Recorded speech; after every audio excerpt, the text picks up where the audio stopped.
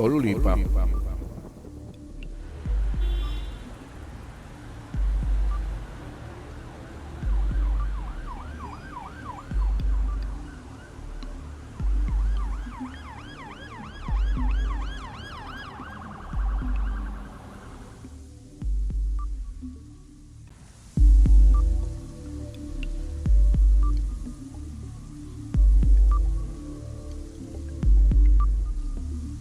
Los primeros cristianos eran una banda de analfabetos e iletrados judíos en el área de Judea que seguían a un rabí llamado Jesús, que fuera ejecutado por predicar una filosofía contraria en partes a la tradición y escrituras judías. Y una vez muerto, sus seguidores siguieron reuniéndose y se expandieron por un espacio de 15 a 20 años. El verdadero creador de la religión cristiana fue un judío que había nacido fuera del área de Judea, en la Asia Menor. Y fue él y no ninguno de los seguidores de Jesús que propagó esta filosofía de este judío desconocido de principios del primer siglo de nuestra era.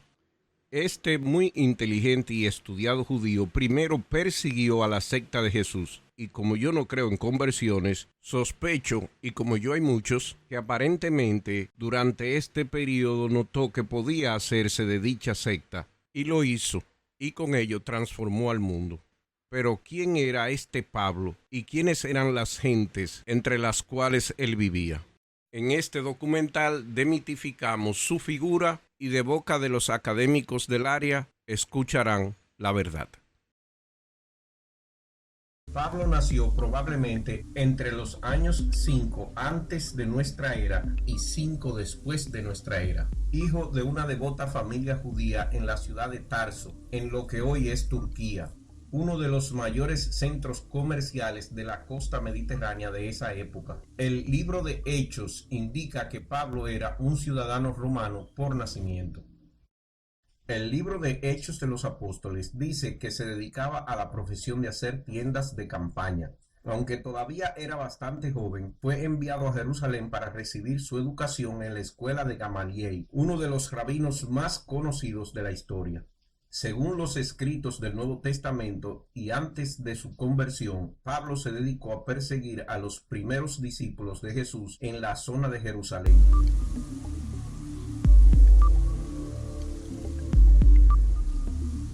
En los Hechos de Pablo se le describe como un hombre de pequeña estatura, con la cabeza calva y las piernas torcidas, con las cejas unidas y la nariz aguilucha.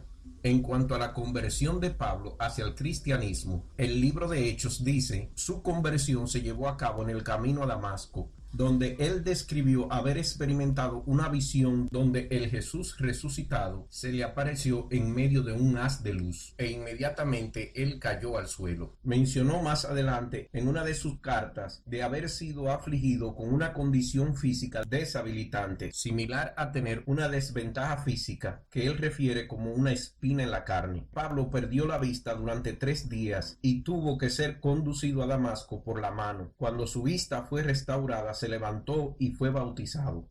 No sé si se habrán dado cuenta, pero los eventos descritos por Pablo parecen más síntomas de una condición médica que una aparición espiritual.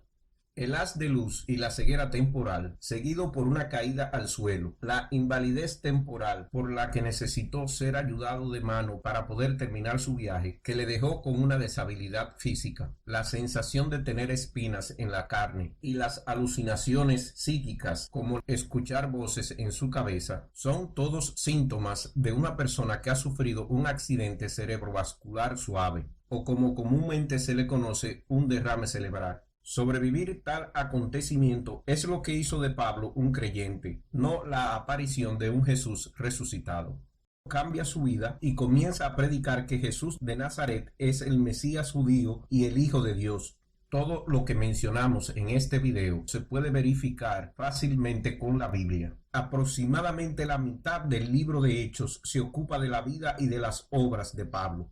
Este organizó las congregaciones en iglesias y escribió las primeras directrices, filosofías y rituales en forma de cartas a ser leídas cada vez que estos se reunieran. Después de su conversión, el apóstol Pablo inicia su ministerio en Damasco y Arabia, pero allí fue perseguido por sus creencias y huyó a Jerusalén, donde un creyente llamado Bernabé le llevó ante los apóstoles, y es así que se reúne con Pedro y con Santiago. Es ahí donde habría recibido de Pablo y Santiago todo lo que supo sobre la vida y filosofía de Jesús. Su estancia allí fue breve y se habría visto obligado a huir de Jerusalén para escapar de los judíos de habla griega, y terminó refugiándose en Tarso de Cilicia, donde Bernabé fue a buscarlo y se fue con él a Antioquía, donde surgió por primera vez la denominación de los llamados cristianos para los discípulos de Jesús. Pablo duró un año en Antioquía y más luego fue enviado a Jerusalén. Antioquía se convertiría en el centro de los cristianos convertidos desde el paganismo, y es por eso que es la segunda ciudad en importancia después de Jerusalén en la creación de esta nueva religión. Al regresar a Jerusalén después de este primer peregrinaje, Pablo traía consigo las quejas de todos aquellos nuevos conversos, principalmente con relación a qué leyes debían seguir, si las de Moisés o la de Jesús, y también la preocupación de qué tan necesaria era la circuncisión, que los conversos de origen griego consideraban repulsiva, y este rechazo evitaba que muchos se convirtieran a la nueva religión. Y es así que con estas preocupaciones llega Pablo a Jerusalén. Le acompañaron de Antioquía Bernabé y Tito, y en Jerusalén se encuentran con Santiago y Pedro, y se lleva a cabo esta reunión que más luego fue llamado Concilio de Jerusalén.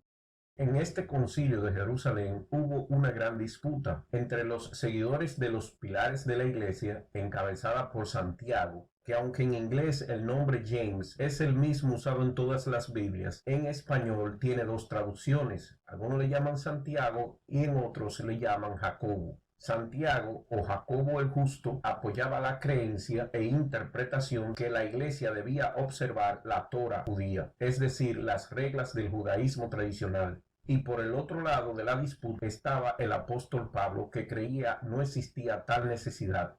En este concilio, y siguiendo el consejo de Simón Pedro, Barnabás y Pablo dieron un reporte de su ministerio entre los gentiles, y el apóstol Santiago o Jacobo el Justo utilizó las palabras del profeta Amós, que serán conocidas por toda la eternidad sus obras. Pablo, por el contrario, sustentaba que debido al sacrificio de Jesús, las obras ya no eran necesarias para la salvación. En fin, al final del concilio fue la interpretación de Pablo que se impuso, la cual incluía la decisión de eximir a los nuevos conversos, en su mayoría judíos prosélitos o gentiles, de seguir la antigua ley mosaica y de ajustarse al requerimiento de la circuncisión. Y aunque en los primeros 10 años después de la muerte de Jesús, los apóstoles viajaban a comunidades judías alrededor del mar Mediterráneo y atraían a los judíos a convertirse, la decisión tomada en el Concilio de Jerusalén implicó un avance en la liberación del cristianismo de sus raíces judías para abrirse a la comunidad universal.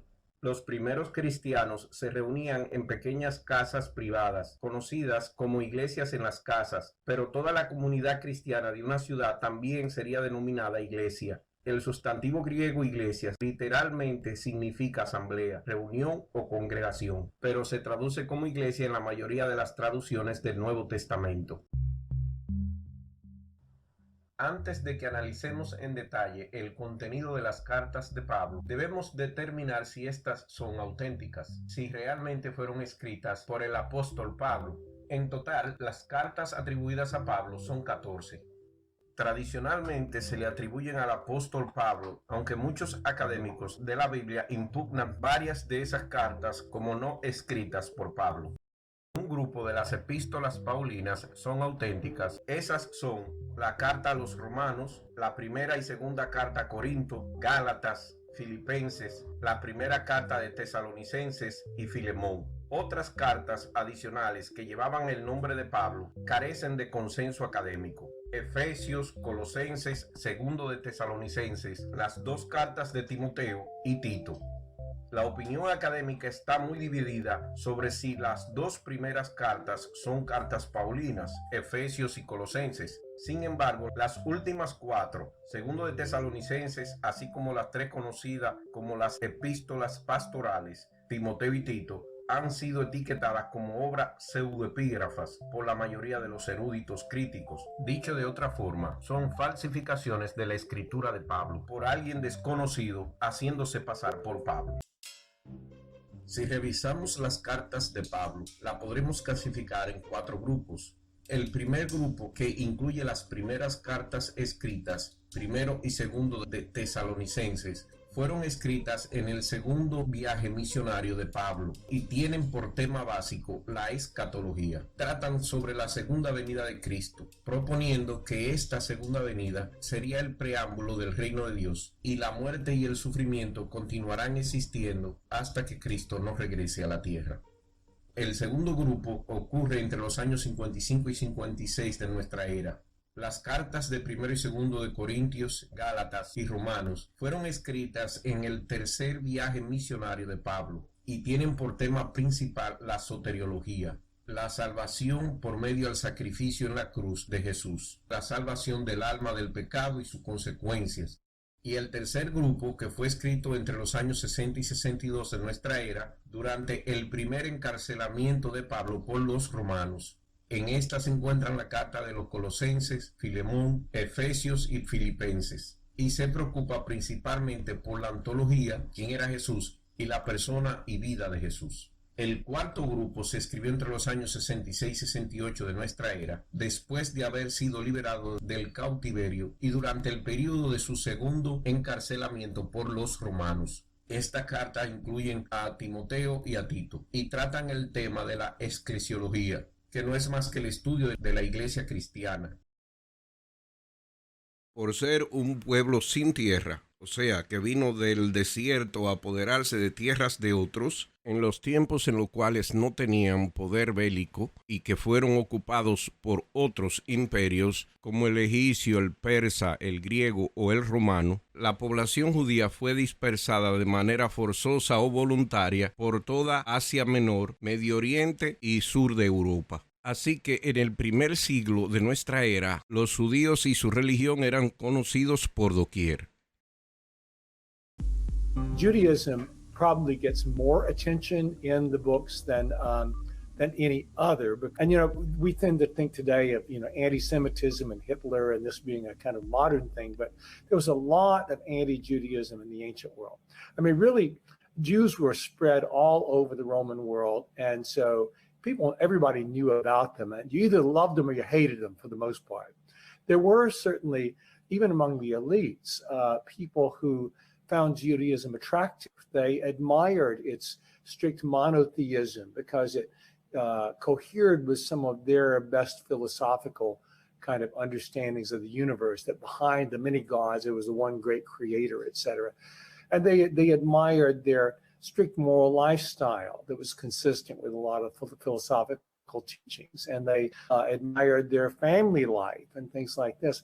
But more common was a view of Jews as just these weirdos who they were considered atheists because they did not worship the Greek and Roman gods. It was seen as vital to maintaining the favor of the deities on your city. They were seen as lazy because they totally did not work one day a week. This practice of circumcision was barbaric to Greeks and Romans, and it wasn't something you can hide, as we might think, because everybody went to the public baths and was naked in front of each other, and it was pretty clear, who was Jewish and who was not. In fact, all kinds of crazy rumors went around about Jews about this, that their men were, sex crazed, chasing after Gentile women, and a host of other things like this. And so the biggest thing was that, this refusal to participate in anything involving the gods. Now, not all Jews were that strict about it. I do deal with that some in my Paul and Asclepius book. But generally speaking, all of Roman life involved, you go to the theater, there are going to be sacrifices and prayers at the beginning. You go to the hippodrome, there are going to be sacrifices and prayers at the beginning. Do you do that or not as a Jew? And so Jews had themselves mixed attitudes toward Greek and Roman culture. Some of them, like Philo of Alexandria, whose writings we have, were very, they found a way to blend being a good educated Greek with being a faithful Jew. And they didn't see necessarily a conflict, though there were things that you couldn't reconcile between them. Others were very anti-Greek, and probably the best example of that would be the Maccabees in the 2nd century BC, and their resisting efforts to impose Greek ways on the land of Israel, to the point that they took up arms and drove Greek rulers, established an independent, and everything in between. And so in my book, my novels, one gets exposed to the diversity of those Jewish views of Greeks and Romans, in the same way that you also get exposed to the diverse views of Jews by Greeks and Romans. And in fact, the other main character, the master in my story, undergoes an evolution in his own thinking once he encounters Jews and talks with them. So I've got a lot of conversation between a Gentile and a Jew, where you get this perspective of how Judaism looks to a non-Jew in those days, and vice versa, how Jews would kind of dialogue and think about non-Jews. And then once you throw Christianity in the mix, how both of those looked at Christians as being dangerous, because at least Judaism had legal protection from the Romans. The Romans respected the antiquity of Judaism, but these little Christian groups were dangerous. They were not accepted. But then the Romans were always suspicious of people meeting privately, always worried that they're going to be plotting revolt. And they had all kind of crazy rumors that went around about Christians. They're cannibals because they eat somebody's blood and body when they get together, and they have sex orgies. But look at the way they love hug on each other, and just all these other crazy things. You did not want and they were subversive because they followed another Lord and a Son of God. Those were terms that were used of Caesar. That he is the Lord and he is the Son of God. So would you want your kids to be part of a subversive group of sex-crazy cannibals? Of course not. And so that's how a lot of people, thought about Christianity back in the day. So it's a quick little kind of overview of some of those things. But in the books, you get a lot of actual lived practice of what sacrifices were like, what the kind of wild orgiastic rituals of the goddess Cybele were like, and a host of other kinds of things like that. You have shown not only the issues with Paul we're going to get into, but the whole, what kind of world did they live in? They live in this magical world. So is that all right? Yeah. I mean, when I was a young man, I was involved with a Christian sect that was always talking about, the end of the world, Armageddon. It could happen anytime, the signs of the end, blah, blah, blah, blah, blah. Yeah. But it was common, and still is common, among religious fundamentalist groups, that they use what I call the original Greek move. They always play the original Greek card. It should probably go without saying that people who make this argument are, even if they understand enough Greek to read the Greek New Testament, in a broader sense, they are frequently linguistically illiterate.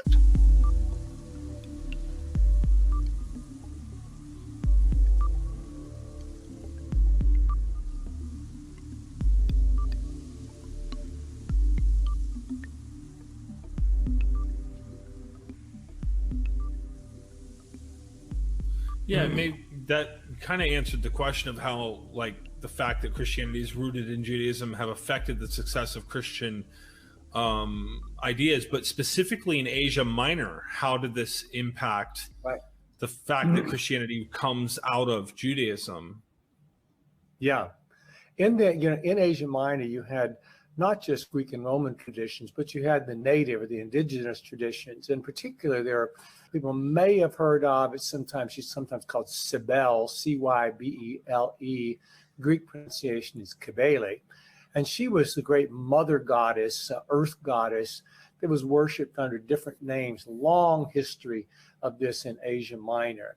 And then there were a lot of local deities, and one of those is a god named Main, who was the moon deity particularly in Phrygia in Central Asia Minor. And the reason I mention him is because Antioch near Pisidia, where my story begins and the home and ends, right outside that on a hilltop is this sanctuary of the god Main. And so I actually have them go and make an annual festival up there, and what happens there at the temple, and the games that take place, and on and on. And so in this, once one has some understanding of these rituals, just a quick word about, Kibele. She was served by a priest called Gali, who carried her image around from place to place, and they would engage in these big public ritualistic displays where they would dance around in music and cut themselves with swords and knives, and then the new initiates would castrate themselves. They're in public. And I have a description of this. I have a description of this. I thought this was Addis only. Like I didn't realize this. No. Yeah, exactly. Addis also. And so, there was this sense of a lot of, more educated Greeks and Romans that this Anatolia place, as they would have known, this is just wacko, full of religious wackos. And so the Christians, in their minds, would just be one more, branch of these religious wackos that.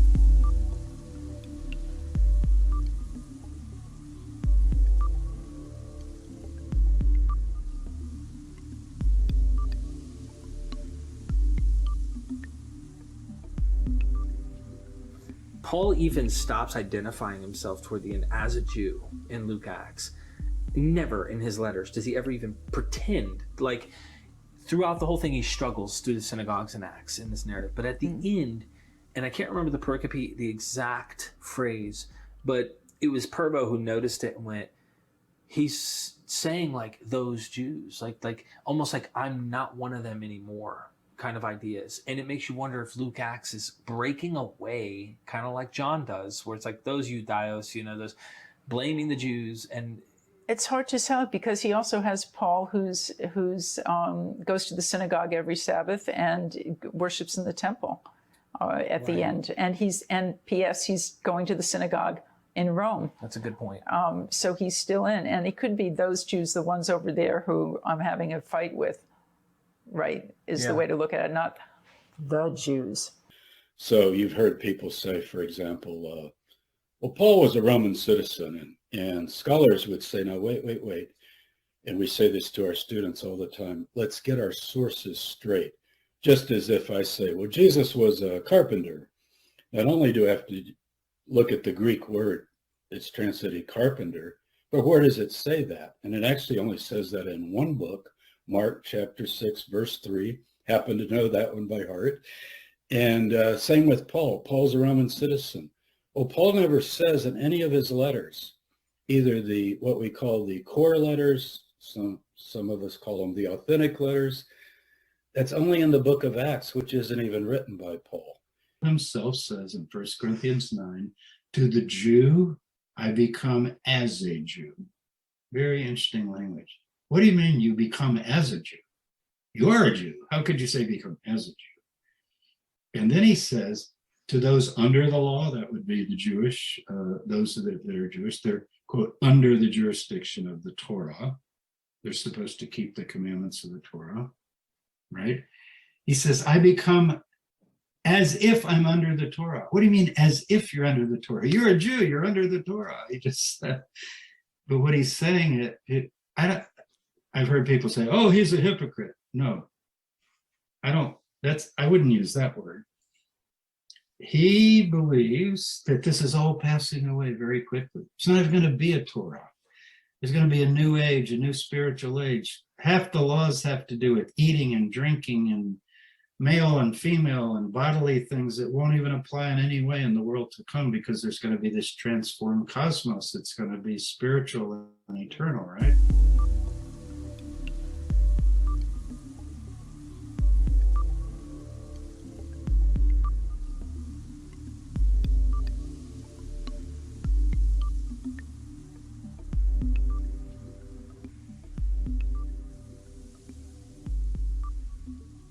Paul's writing to the Galatian church that they had a local Attis cult, and that is Paul kind of doing a joke on the inside when he says, just cut yourself all the way off, in a direct response to the native cult in this region to the Galatians. And so I wonder if there's any significance in Asia Minor with these other cults and Christianity, what kind of influence, but would it have been difficult for Christians? That's an interesting point.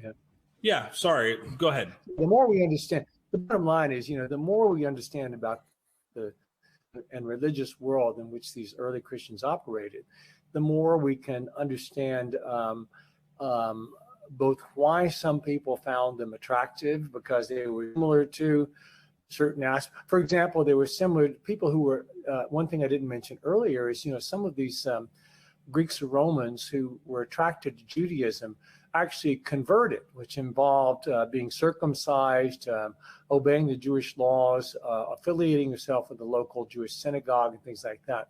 But many others did not do that for the social stigma and again, the obvious element. When you go to the baths, people can see there's something different about Joe today. And so it was a very obvious kind of thing to be made fun of and such as that. So there were Greeks and Romans who attended Jewish synagogues, practiced certain Jewish ways like food laws and Sabbath observance, but did not go all the way. And these are the people that Luke in the book of Acts calls God-fearers. Not that they're afraid of God, but they fear or reverence or respect the God of Israel, the one true God from the standpoint of the author of Acts. And so these people become a vital channel for the spread of Christianity. I do have a little bit about God-fearers in there too, because in essence for them, when someone like Paul comes along, they're saying, okay, you can have what you want. You can have a relationship with this God of Israel, the one you've come to honor and all, but you can get it cheaper. You don't have to be circumcised and you don't have to obey these Jewish laws. It's like, sign me up. I'm happy if there's an easier way to get to the same goal. And then those people become, along with Jews like Paul, who were raised in a Greek world and kind of can translate Judaism into a Greek lingo and ideological context, those people too, these God-fearers, they know something about Judaism. They know, obviously, the Greek world and mode of thought. And so between them, people like Paul, the Hellenized, or Jews who know a lot about Greek, and these Greeks who know a lot about Judaism become the transition point, the mechanism by which Greeks and Romans and native peoples who knew little or nothing about Christianity could come to understand what it was about and either reject it or accept it.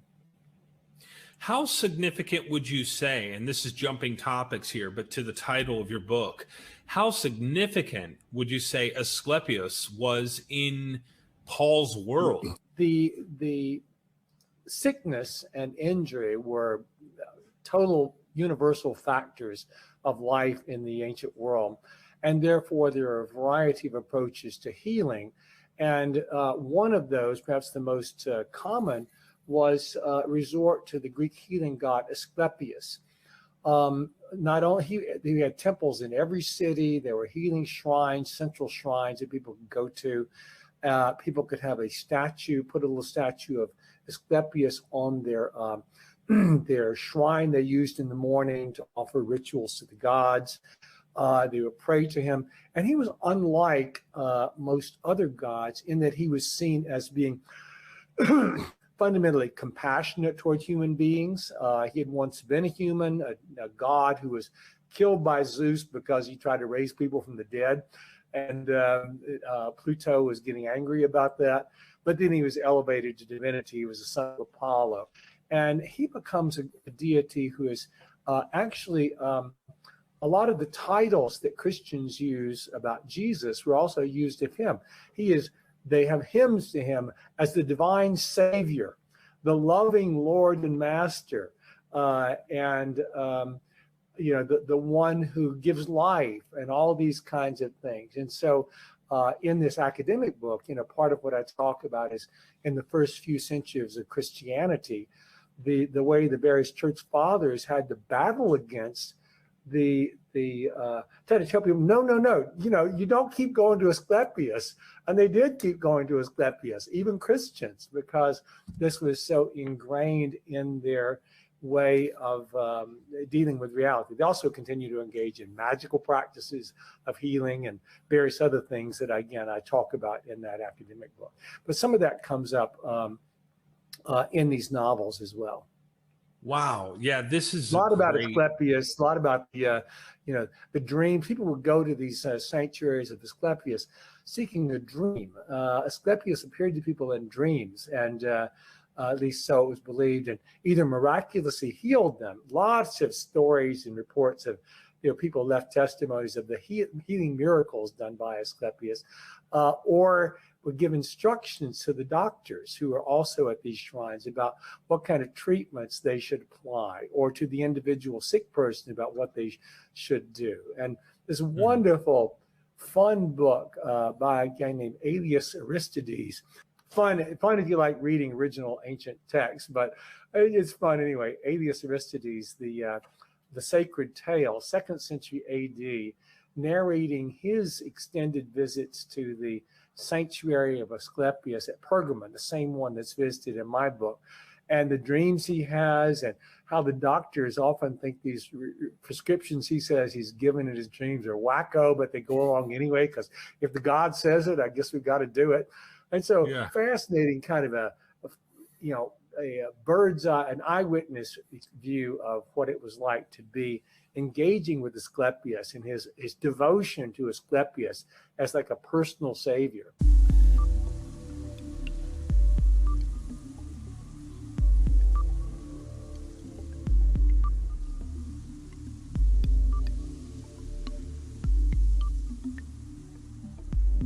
Could you maybe start by saying why you think he's an interesting figure?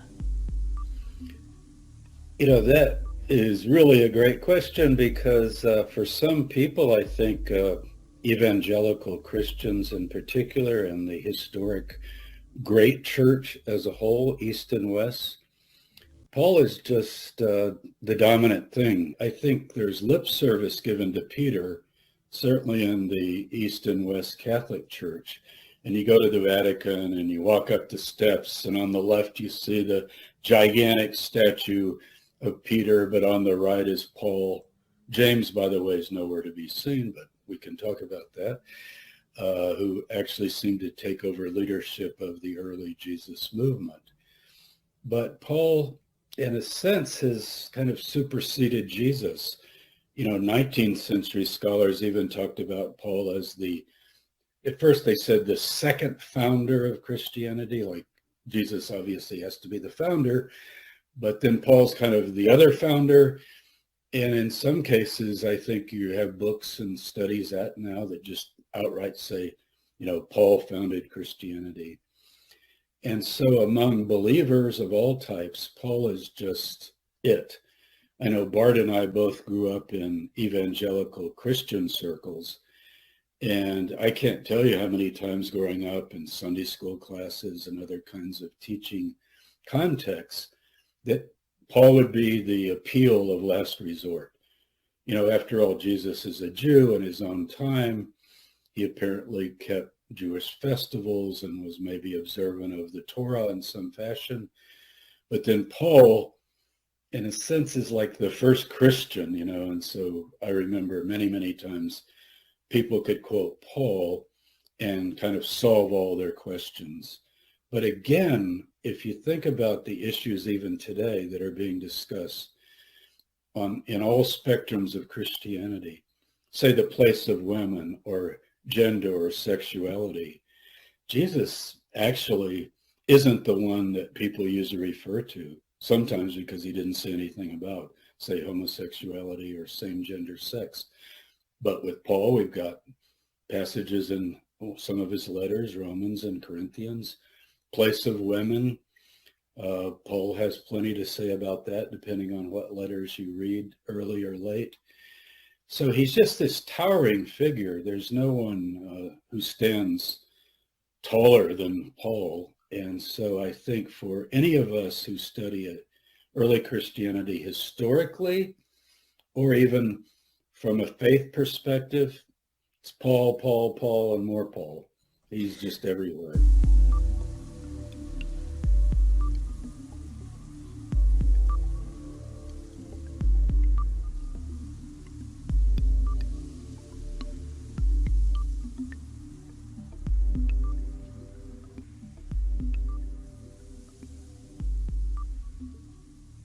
So something that has come up in conversations with Bart is how little comparatively we know about the people who wrote the Gospels.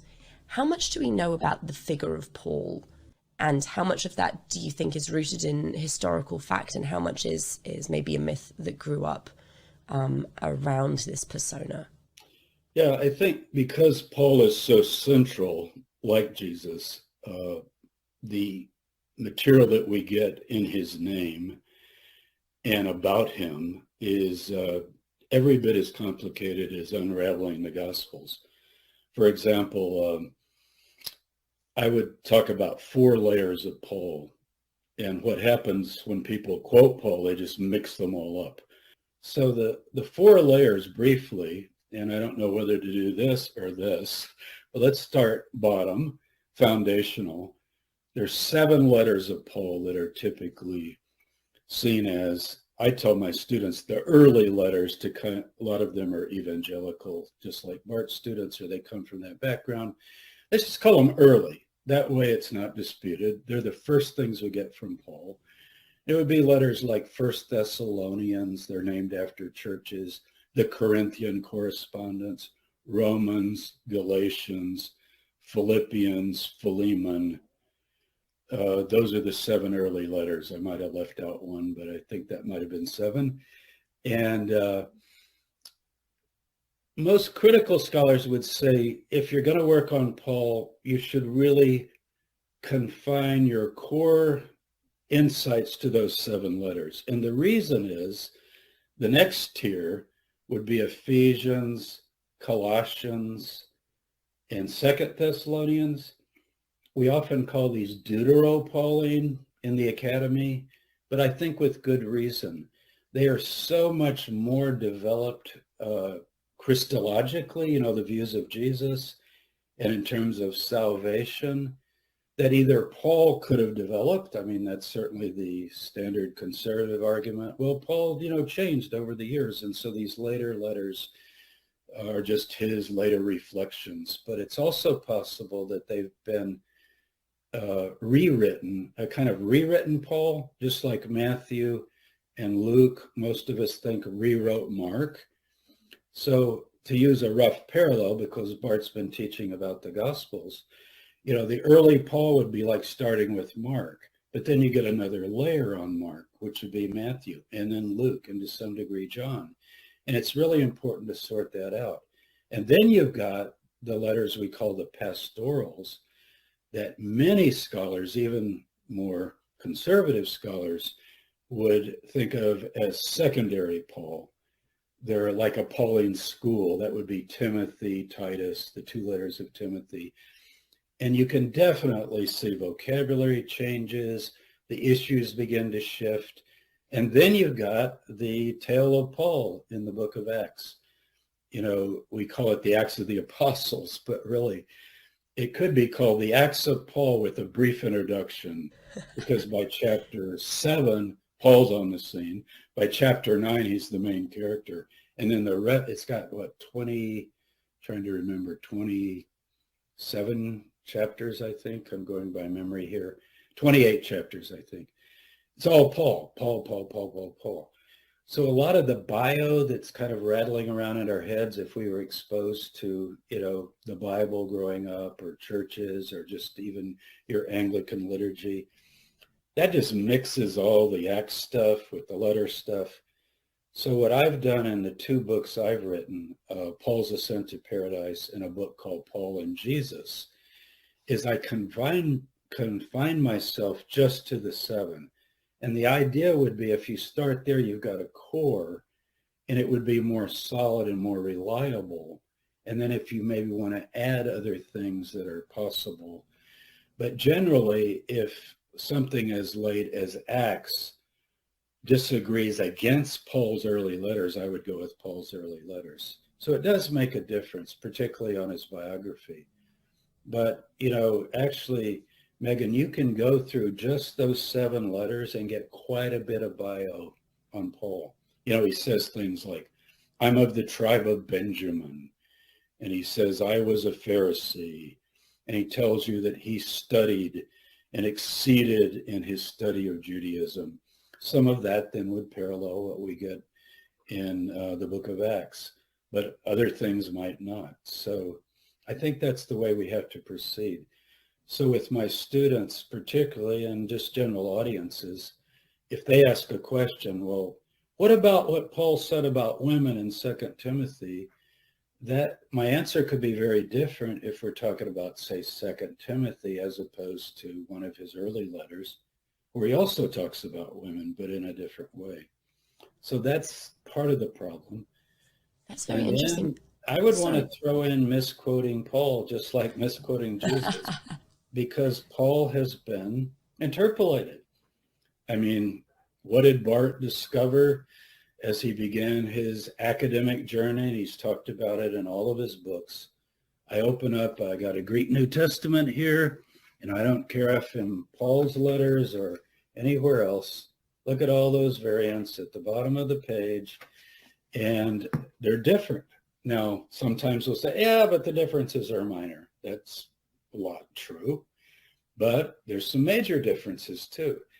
And so we could talk about misquoting Paul, where someone has added something to Paul, and we have to try to figure out either based on manuscript copies, or is something just so out of line that it sounds like a pious copyist might have tried to help Paul out a little bit. A good example of that really is discussed constantly in the field is where Paul, in one of his early letters, 1 Corinthians chapter 14, talks about he doesn't allow a woman to speak or even ask a question in the assembly. I personally am willing to say that's Paul.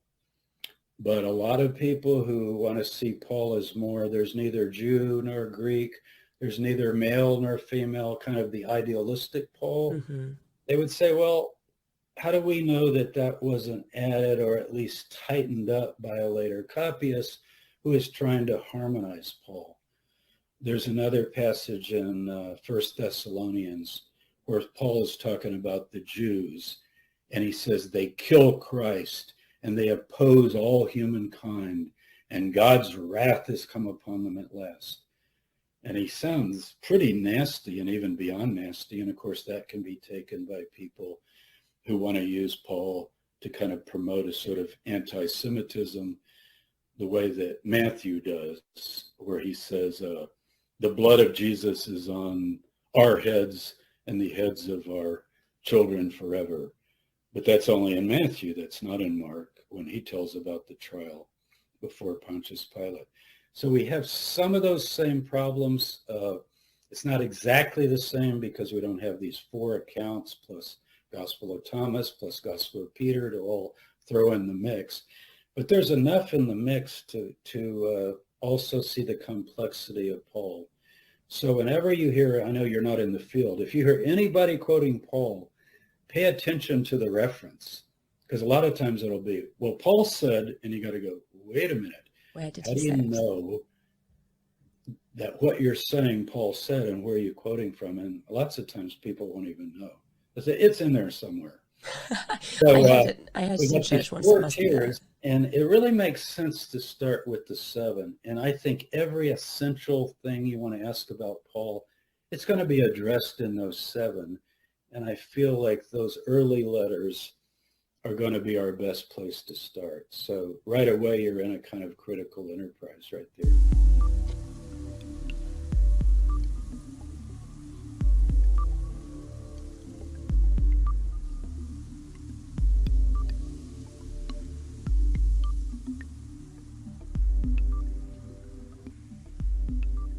Constellation Pegasus, what other Jews like Jesus before and after him were running around Palestine getting themselves in trouble with the authorities? Well, we already know in the New Testament in Acts. No, I think Acts is just borrowing badly from Josephus, so it's really Josephus. Right. I have a section. There's 6 of these guys that I talk about from the mainstream literature. The scholarship is on this, and it's in Josephus. I think most of it's in the Antiquities, but in my book on the historicity of Jesus, I think like element 6, something like, I talk about the 6 other guys. John the Baptist is one of them, by the way. So he's a classic example of this sort of messianic figure who gets in trouble with the authorities and gets killed, right? The Egyptian is another one. The Samaritan is another one. Theudas is another one. And all of these guys, you can show, they all have, in Josephus, they all have a Joshua narrative. So they're all like selling themselves, according to Josephus, they're all selling themselves as the new Joshua. So they're going to part the Jordan. They're going to magically topple the walls of Jerusalem. They're going to do these things that Joshua did. Now, Joshua is Jesus, by the way. It's the same name, it's the same word. So these guys are selling themselves as Jesus, and they're selling themselves as messiahs, which is Christ. So they're all selling themselves as Jesus Christ. And Josephus never uses those words. He doesn't say Joshua. Right. He doesn't say Messiah, but he describes Joshua and describes Messiah, right? So Josephus, I think Josephus intends his Jewish readers to get this, but his Gentiles to not get this. So his Jewish readers would get what he's talking about. Josephus already knows about tons of Jesus Christs who are getting themselves killed. And I even hypothesize that they might have been doing it deliberately, that they thought that getting themselves killed would bring on the end of the world. And if you want that narrative, I tell it in a kind of humorous talk, but fact-filled, but humorous talk on this. This is my Wichita talk, which is you're all going to die. How the Jews kept trying to predict the end of the world and accidentally created Christianity. So, and you can create a historicity narrative here where you can say that, well, Jesus then did historically exist. He was one of these guys. He just wasn't famous enough, like, to be in Josephus. Like, he was just, there might have been like 10 of these guys, and Josephus mentions 4 of them, right? Like, so he picks the most famous ones and forgets the others because they're not important. So Jesus could have historically existed and been one of these guys, deliberately trying to get himself killed to bring on the end of the world, and claiming to be the new Joshua, claiming to be the Messiah, and so on. Entirely possible, and I give it like decent odds even in on history of Jesus. But I think in the end, the overall evidence suggests that Jesus is a fake version of this. It's not a real version of this. So, like, what is the least we have to claim to base it to make there be a historical Jesus? And one of the points I make is that he did not even need to be called Jesus when he was alive, because Jesus is a suspicious name. It means God's Messiah or God's Savior, right? So it is deeply suspicious that God's Savior would just happen to have been named God's Savior. It is a common name, so it is entirely possible he was accidentally named that. It's possible his being named that made him think that he was God's Savior. I don't know. But it is deeply suspicious. But that in and of itself does not argue that he didn't exist, because the name might have been assigned him after the fact, in the same way that it could have been assigned to the Egyptian or the Samaritan and so on, because they're all representing themselves as Jesus Christ's, the new Joshua, the new Messiah. Do you find it odd that they're not actually named? He names them the Samaritan, the Egyptian. Do you think that's odd? Right. He can speak. Even Theudas is a fake name. So, like, he's conspicuously avoiding naming them, and he's specifically naming them offensive things. They're all foreigners, right? So Egyptian, Samaritan, these are not proper Jews. Josephus I think Josephus consciously choosing that for a specific reason, that he wants to distance himself and Judaism and Jews from these guys. So he's doing that on purpose, right? So, and also he doesn't want to notify his Gentiles to the whole Jewish messianism. So he absolutely does not want to mention Jesus and Christ and have to explain these words, because the fact that these words exist and have those meanings in Judaism is a threat to Rome, right? So I think that he's consciously avoiding this stuff. I think that's true. And yes, it's entirely possible that Jesus was someone else. He went by some other name. And even the Bible says, like, he was named Emmanuel, which isn't a real name. But yeah, he could have had another name and then been assigned that name later, even after his death. So that doesn't help us much. Yeah.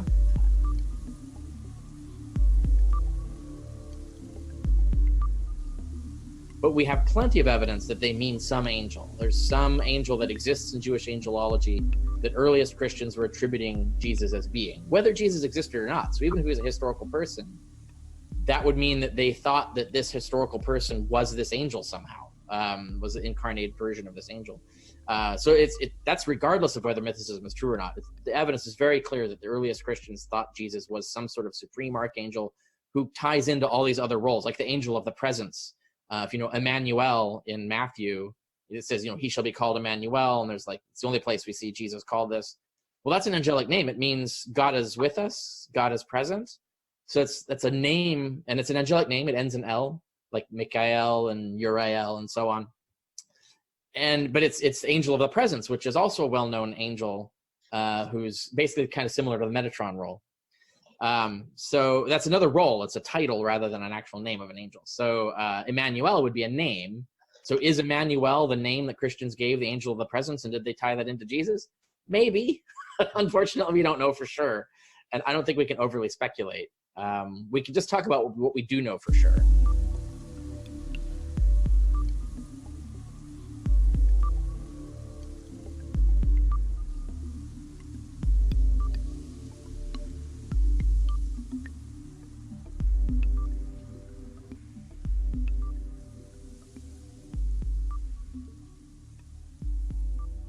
Judaism is a national identity as much as a religion.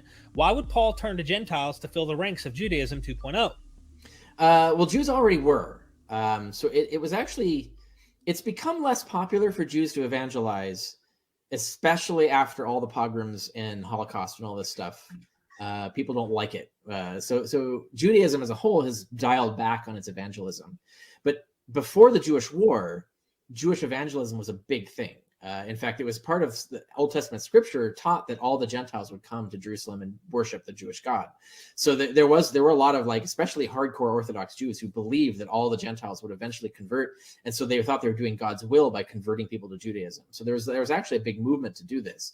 And there was a lot of popularity. Judaism was really popular among Gentiles.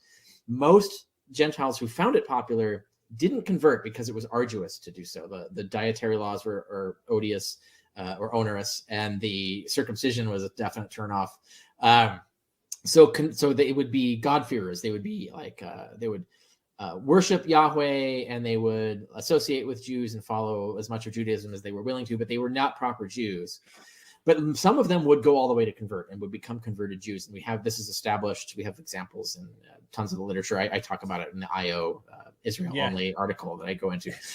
So this was a thing back then. It was already a thing. People were already doing it. In fact, the original apostles before Paul were probably already accepting Gentiles in, as long as they converted to Judaism. They had to circumcise, they had to follow the Torah and everything.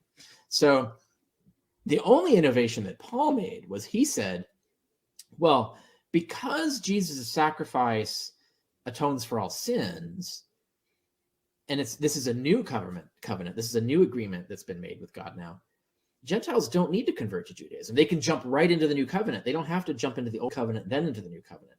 So his innovation was saying that Gentiles could become Christians without converting to Judaism. And this is the innovation. This is the thing that it was a little bit of a difficult sell. He had to persuade the original apostles to accept it. And according to Galatians, he did. He succeeded at this. I suspect there's some cash value involved in this, but that's a whole other speculation based on what we see in the subtext. But this innovation was very successful, right? So you've got all these God-fearers, tons of these God-fearers who are these Gentiles who want to be Jewish, but they don't want to convert because it's arduous. And this guy comes along and says, hey, you can be a Jew without all that arduous stuff. You can actually do the thing that you've been wanting to do all this time. So Paul had this huge market already tailor-made for him, where there's people who already want to do this, and he's coming in offering them an easier product, an easier way to get in. And so he's going to suck these people in. So he's probably packing churches everywhere with new converts at a much faster rate than the original apostles are. And so they were stuck with three options, really. They could oppose this and have their little smaller sect now be at war with this growing larger sect, or they could accept this and say, okay, we'll grant this, and then we'll try to control it.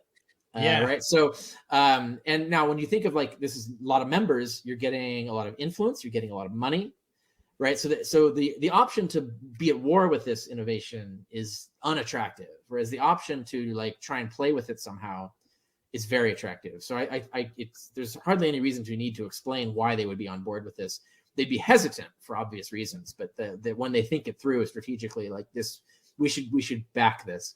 Now that sealed their fate, right? So the original Jewish Christianity died out; it got crushed, Darwinian style, by the massive, overwhelming influx of Gentiles. So that the Jewish sect version became increasingly hostile to the Gentile sect, and then just dwindled and shrank.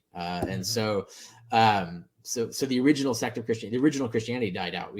There's not a single form of it left in the world that I know of, unless you count Islam, which is a whole other.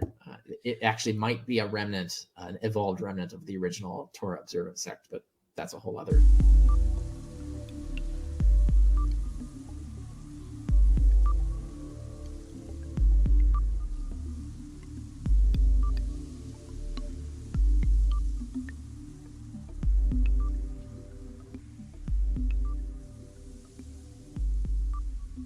I don't really like the word, Paul's being hypocritical. And then he goes on to say in 1 Corinthians 9, and to the Gentiles, those who aren't under the law, I become as one not under the law. Well, what does that mean? Would he eat food that was forbidden for Jews to eat? Possibly. He tells his Gentile followers that in Romans 14 and so forth, just eats what's set before you, don't ask questions. I mean, says this in several places in his letters. So I don't see it as hypocritical as much as Paul thinks it's all irrelevant, but you have to not rock the boat in the present situation. As he says, give no offense, neither to Jews or Gentiles or the Church of God. Those are the three spectrums that he deals with. So don't offend Gentiles, try to accommodate them and deal with them. Don't offend Jews that aren't in the movement.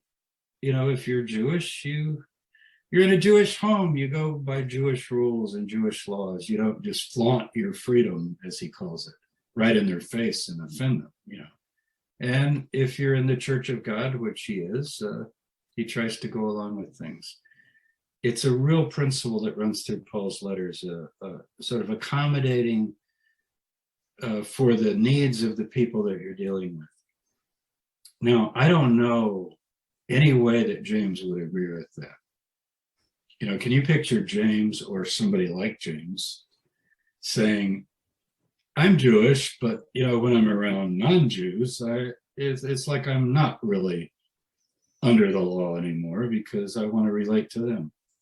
So my guess is that Paul thinks that most of these things, particularly as he says in Galatians, if they have to do with food and drink, festivals, new moons, the Sabbath, he says these are all bodily, these are all things that have to do with our living in the world right now. He's not particularly interested in those, but he doesn't want to offend people that might have scruples about these things. So now that becomes his, I would call it a strategic way of dealing with people rather than hypocritical. It's his strategy. And if he had to defend it, he would say, look, I want the good of everybody. And I'm not going to offend people and turn them away from what he thought was the gospel by flouting in their face something that they wouldn't understand. So he's situational, what people later call situational ethics. So if a perfect example is in Corinthians, what if I go to the makelon? That's the Greek word for the market. And by the way, in Corinth, and I've excavated at Corinth a little bit, not a lot, mostly in Israel and Jordan, but years ago I spent some time in Corinth excavating, and I didn't find this was long before I was there. They found the plaque that went over the meat market. You can read part of the letters. It's fascinating to look at. It says makel, like makelon. So Paul refers to the meat market. He says, somebody goes to the meat market and buys meat and takes it home. They do eat meat. And then somebody says, well, this morning that meat was sanctified and slaughtered at the Temple of Athena up on the Acropolis. I do not feel we should eat that meat, because not only are we supporting the meat business, of the sacrificial business, but we are maybe partaking of idolatry because it was dedicated to Athena. Paul's idea is like, yeah, you got a point. I'm not going to eat it, if that's how you feel. But if you feel, who cares? Athena's nothing. He says an idol's nothing. If you feel an idol's nothing, I don't care who they do it. They devoted it to Athena. Athena doesn't even exist. Athena is a mythological idea of Greek culture. So it was really dedicated to nothing. So what's wrong with it? Eat it. It doesn't matter. You see how he's situational. Now, strict Jews are not going to go in a Gentile city and buy meat from a Gentile market that's been, dedicated to a pagan deity. They're just not going to do that. Yeah. So that's the kind of thing that you see Paul operating with. There's a method to his, I think there's usually a consistency in what he does, but what he does will not always be the same thing. It depends on the situation. So we call that situational ethics. It depends. And I think probably we can find versions of that in the teachings of Jesus, where he is accused by the Pharisees of his disciples were pulling some grain off the stalks while they were walking one day on the Sabbath and just popping it in their mouth, not eating. And this is in Mark chapter 2. And the Pharisees would definitely consider that a violation of the Sabbath. And also the Dead Sea Scroll group. It's actually mentioned in the Dead Sea Scrolls that you must prepare your food before the Sabbath. They didn't prepare their food before the Sabbath, so they're violating the Sabbath. That's a command of the Torah. And Jesus ends up by saying, at the end, he has an answer, which I'll talk about in a minute. But at the end, he says, if you had understood what this means, I desire mercy, not sacrifice, you wouldn't have condemned the guiltless. He's saying they're guiltless. Now, how are they guiltless? Technically, they're not guiltless because they prepared their food by grabbing the grain and eating on the Sabbath. But in Mark, Jesus doesn't just try to say, oh, it's okay if they want to pick a little grain and eat it. He doesn't say that. He goes, well, look at King David. In the Hebrew Bible, he and his men are hungry. They're starving. They've been out in the desert. And they come to the tent of meeting, which is the version of the tabernacle before they built the building. And they tell the priest, get the bread out of the inside of the temple or tent. It's called the bread of the presence. It's these 12 loaves of bread that only the priest can eat, according to the Torah. Nobody else can eat it, just priest. It's holy bread. It's like, to Christians, it'd be like the communion wafers, that are stored in the back of the church, for Holy Communion. He goes, go get those communion wafers. I'm hungry. You go like, you can't have that. That's like not for that. And the priests, David wants it. They're probably afraid to say no, so they go get it. And to paraphrase basically what Jesus is saying, so you think my disciples are breaking the law, right? Picking this grain on the Sabbath. Well, guess what? David broke the law. So maybe we are breaking the law, but you know what? The Sabbath is made for people, not people for the Sabbath. So what is he doing there? He's saying you got to judge it according to human need.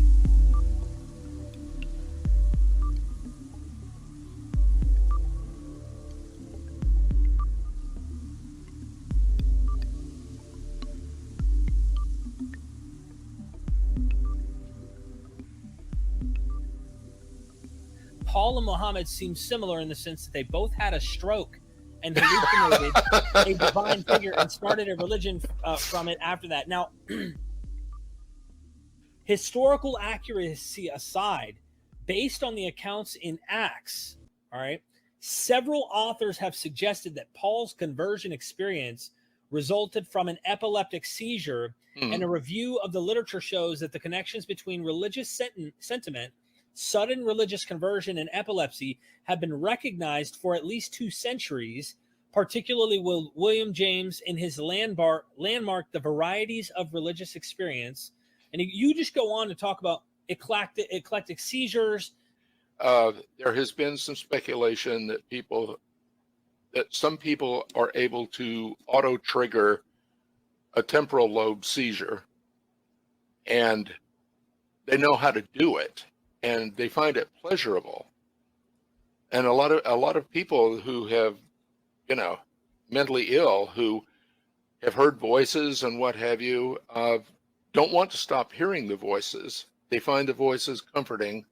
They really believe that there's somebody got their back, guardian angel, God, whatever.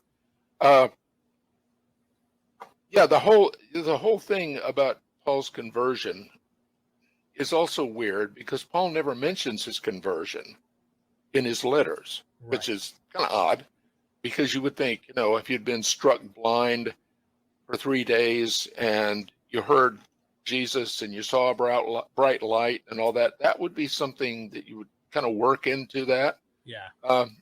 It's described in Acts 9 and chapter 22 and again in chapter 26. In each case, the details of the description are a little contradictory. So they as people have said, Acts is not really historical. It's basically just pious fiction. Right. So whether it's based on anything real, we have no way of knowing. But if we take that at face value, Paul sees a bright light, Paul falls down, Paul is blind for 3 days. Paul has a deep religious conversion experience. All of these things have been correlated with epilepsy, specifically temporal lobe epilepsy. There is even a syndrome called Todd paralysis that follows some epileptic events where the person is temporarily paralyzed on one side, or perhaps can't move a limb or something. And blindness following an epileptic seizure, temporary blindness, is also well known. Fortunately, it's not very common, but it is well documented. If the seizure involves parts of the occipital lobe, the visual cortex, then it can be so deranged that your vision temporarily shorts out, so to speak, and doesn't come back for a while. This whole idea of Paul and him hallucinating, 1 Corinthians 15 has this tell that it wasn't just him, that yes, there were 12, he appeared to the apostles, he appeared to this. Yeah. Robert Price thinks that this is an interpolation into an interpolation. Most scholars think this is authentically Paul. If we grant this is authentically Paul and he's making this claim, are you thinking he's lying by saying they also had visionary experiences? Or do you think all of these different individuals he's adding on to this little resume that he's giving to the Corinthian church, and right, he's trying to validate? And last of all, I'm included in this group. Do you think that this is, what do you think happened? I think that if that's actually Paul, that those were visionary experiences. He talks about 500 brothers at one time. He doesn't mention anything about the women. Yeah. He doesn't mention anything about the empty tomb.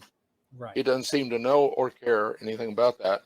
So if he believed in the resurrection, then as 1 Corinthians 15 says, it's sown a mortal body, it's raised a spirit body. So Paul may have, he obviously believed Jesus rose from the dead, but he may not have believed at all in a bodily resurrection. And so none of that bodily evidence, none of the tomb, none of that mattered to him at all, because that was never the point. That's not what resurrection consisted of, in that understanding. On the other hand, I very much like the idea of Dr. Price, looking at that and thinking this could very well be the interpolation of a later Christian doxology or liturgy, because it goes that he was crucified, that he was raised from the dead, that this, that this.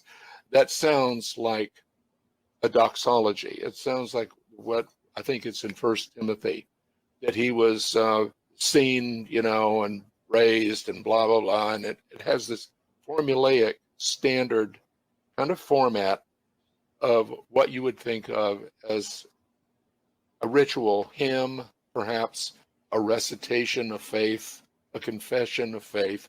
And I think that the jury will never be in because we cannot know. Right. But there are other scholars who have identified what they think are other interpolations in First Corinthians. I can't remember the name of the person, but he was writing at one point in the Catholic Biblical Quarterly, and he claimed to have identified about 7 points which involve interpolation. So some copyist at some point says, wow, Paul would have said this if he had just thought about it. Wouldn't it be cool if Paul had said this? Yeah, of course it would. I'll just copy it in here. Yeah, because that's tempting. Yeah.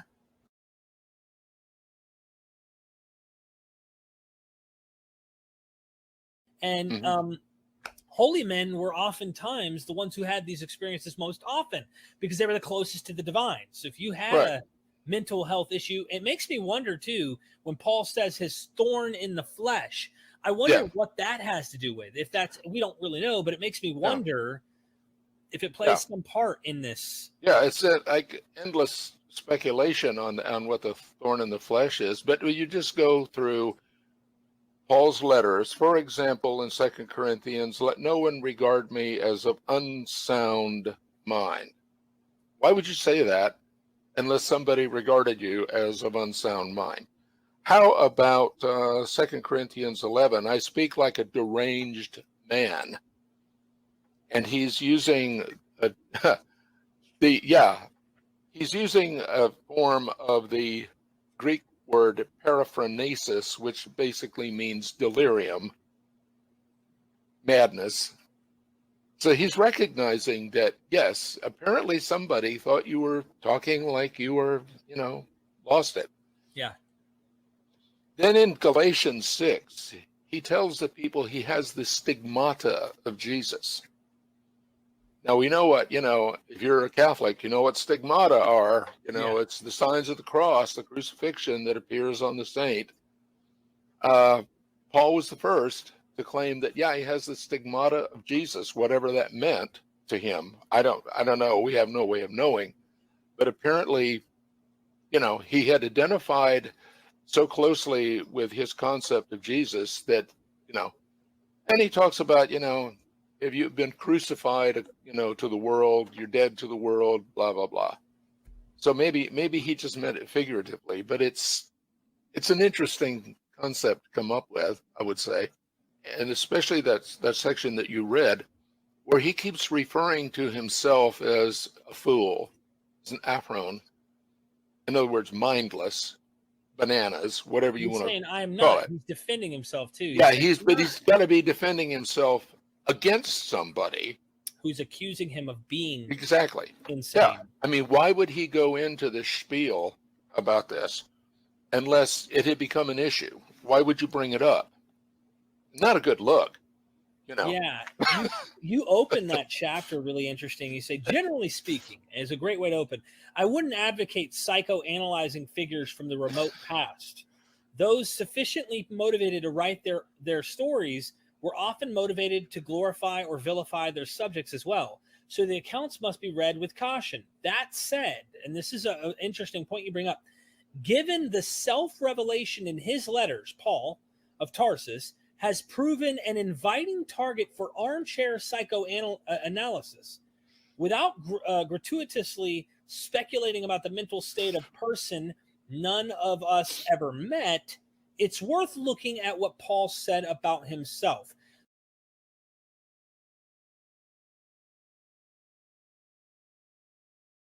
A final thought when it comes to Luke Acts, and I'm wondering if you think that Dom might be onto something here. Dom said that he thinks that Luke Acts undermines Paul's own words about him seeing the Lord. Have I not seen the Lord? And Paul clearly seems to imply some way, shape, or form he actually saw the Lord now that he's... If only we knew what he meant. Exactly, because in Acts, it's like they narrated like, who are you? Like he doesn't even know what He's blinded. Blinded. So Right. how does he see him if he's blinded? And Dom thinks that like this guy doesn't even realize that whoever's authoring this is not getting Paul right here, because Paul's like, have I not seen the Lord? How are you going to see him if you're blind? And like the story tells you can't even see him. And to make this more complicated, in Galatians 1, when he talks about this moment of transition, he says, you wouldn't know this from the English translation. It says, God revealed his son in me, not to me, in me, which, given his idea of pneumatic possession, makes you wonder if it were an interior event. But then he has Christ was seen in Galatians and 1 Corinthians 15. So Right. it's, I don't know. Yeah, what is going on with that? And then Dr. Tabor wrote his dissertation, and it made me think about this whole 2 Corinthians. Is it in 2 Corinthians where he talks about I once knew a man? Right. You know, and Caught up to the third heaven. yeah, he's not like, I have a overly- friend who, right? Yeah, like he according to Tabor, he says, I'm like not dogmatic about this, but this could be Paul saying about his conversion. It could be that he could be like kind of referring to like, I knew a man 14 years ago, like back in the day, and that, you know who it is. No way to know, but like if that is, it's so mystical, whether in the body or out. He doesn't even know what he's talking about. Well, if you're doing a heavenly tour, it's a good question, because flesh belongs in the sublunar realm. I mean, you got to think in terms of Science 101 with antiquity. It's a geocentric universe. The lunar sphere is where this type of flesh resides. And if you go up to the third heaven, you're probably not in a body of flesh, because you can't drag it past the sphere of the moon. That's just simple physics.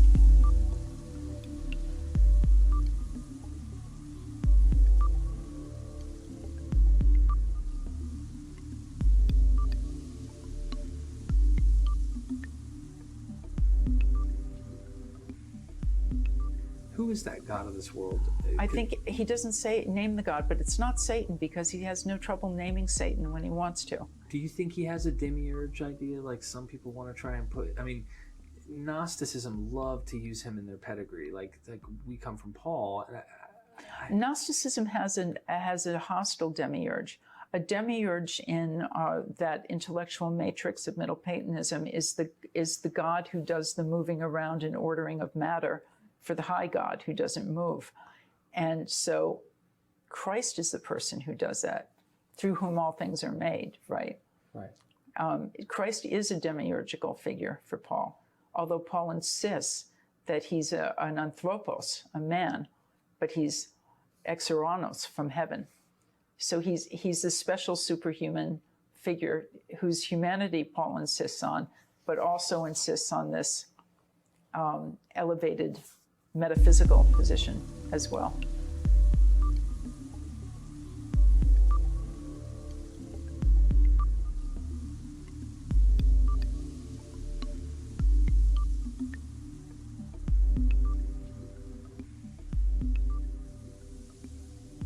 After reading Del C. Allison's book on the resurrection, he takes a conclusion. Ultimately, at the end of the day, he believes that Jesus rose, right? But in his book, he doesn't write like that. You'd be shocked at how skeptical he is about stuff. Mm-hmm. And sometimes he's very conservative, sometimes he's very skeptical. But where he became very conservative to me was when he says, Paul doesn't mention Mary because he's androcentric, and the early church is androcentric. For those who don't know what that is, it simply means they are all about the guy. It's a patriarchal system. Right. They aren't really concerned about females. They're like, it's all about boys, and they're not really worried about what girls did, because they don't really play a significant role in the movement, according to these authors. But then he had this, what I thought was kind of a convoluted apologist argument, where the apologist will say, well, Mark wouldn't have mentioned Mary if it wasn't really true, because that's an embarrassing argument. But to me, it's like Yeah. Paul did. I mean, this is his argument. To me, it's a little convoluted because Paul doesn't mention anything. He comes before Mark. He comes before these other gospels. He doesn't mention Mary coming to the tomb. Mhm. Mark and Matthew, and of course, these gospels have the women coming to the tomb. Sounds more like a literary trope. And Yeah. you said something interesting before we hit record. You said, and you're like, no one saw him. And I'm like, hold on, but I thought Mary was the first one who came and saw Jesus. No. Mm-mm. You go to Mark, and she walks up. There's already a missing body. He's not even there.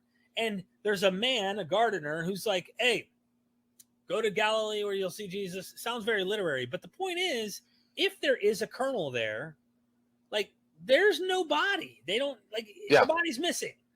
And, of course, that leaves the big question mark that we have no proof of being able to do one way or the other. So when I tell Christians, your confidence in this is really based on your subjective experience. I don't see any reason why you should have that much confidence in this unless you yourself are having apparitions, right? Based on your book. I mean, seriously.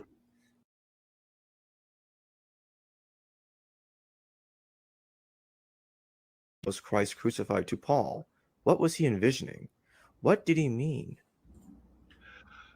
Well, the scandal of the cross is usually, which he says in 1 Corinthians, he says that we preach Christ crucified, which is nonsense to Greeks and scandalous to Jews, because Jews want to see miracles authenticating the truth. Greeks want philosophical argument. Well, we have neither. All we preach is Christ crucified. We don't use fancy rhetoric or wisdom, because if we did, if we persuaded you, as if we're persuading you to buy a product or to sign on to some new philosophy, eventually, that might not stick. Okay, suppose Paul leaves and Apollonius of Tyana shows up next week, and he makes a pretty good argument for Neo-Pythagoreanism. Well, you might be fickle and say, hey, this sounds pretty good to me, and convert. No. What you needed was a display of the power of God in his spirit, and that's what you had. And this, of course, I think is a dangerous notion. It's allowing emotion to substitute for reason. But he was shrewd psychologically in saying that if somebody is emotionally converted to something, reason is not going to get him out of it. It didn't get him into it. Well, so he says that the Christ crucified was a scandal to Jews, a stumbling block. Same word in Greek, skandalon. Why? Well, of course, the way we usually take it is, wasn't the Messiah, the Christ, supposed to be a righteous warrior who would kick the butts of the Roman oppressors? A Messiah might do a lot of things, but getting handed over to the pagans and crucified, that's the last thing he would do. And so, yet here we are saying, yeah, he's the real one, like in Luke. He brilliantly turns this right around. The disciples on the road to Emmaus say, well, we had hoped this was the guy that was going to free Israel, but I guess not, in light of the events of this past weekend. And Jesus says, you fools, don't you see in the scriptures that the Messiah had to suffer and only then enter into his glory? In other words, it's not like these events, awful as they were, debunked Jesus' claim to be the Messiah. No, if he hadn't have been crucified, he'd have been exposed as a false Messiah. Don't you see? And he explains all the prophecies that supposedly predict that. And eventually, holy mackerel, in a moment of realization, they're converted. Well, I don't know if that really holds water, but that's the way it happens. The people that are really attached to it are attached because of experience and so forth. Okay, so those were attempts to make the scandal non-scandalous. There's another thing. I read a book recently called Messiah ben Joseph. There was attested in about the 3rd century AD or CE, a Jewish belief that there were to be 2 messiahs. A Messiah from the north, Messiah, son of the patriarch Jacob. Remember how his brothers had visions of him ruling the world and all that stuff? Well, that implies there was a kind of a Joseph messianism. And they eventually figured this Messiah is going to die and in battle. And why does he have to die? Well, because in that death, he will atone for the sins of Israel, which up to that point had stayed God's hand.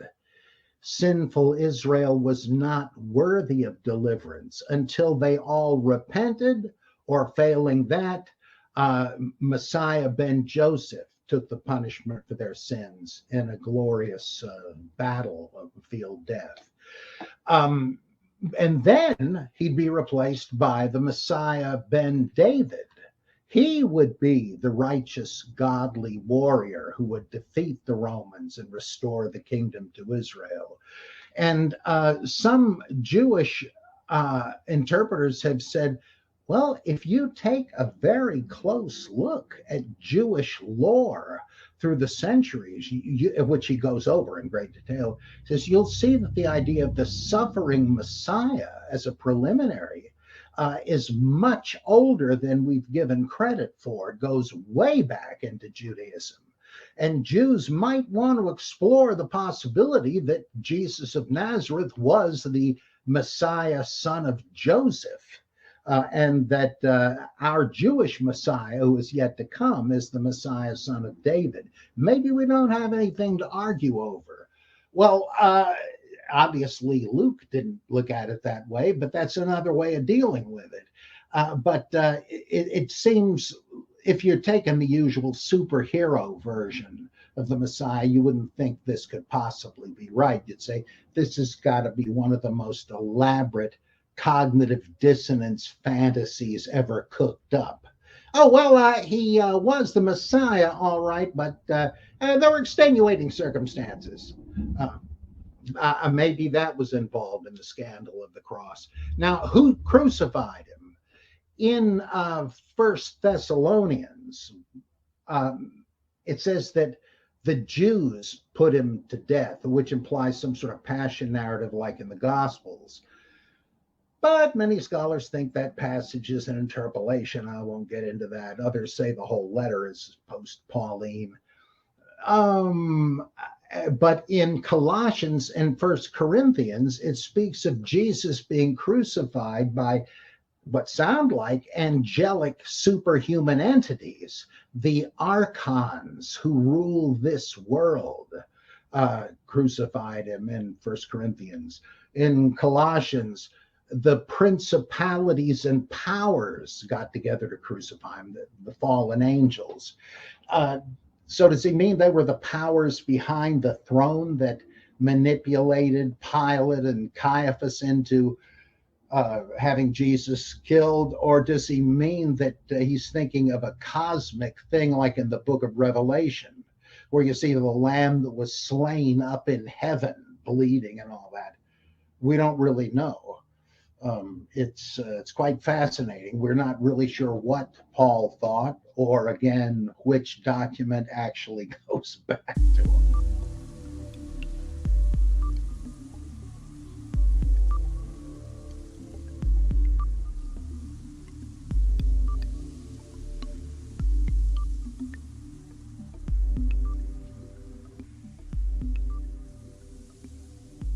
Or are there non-Pauline influences?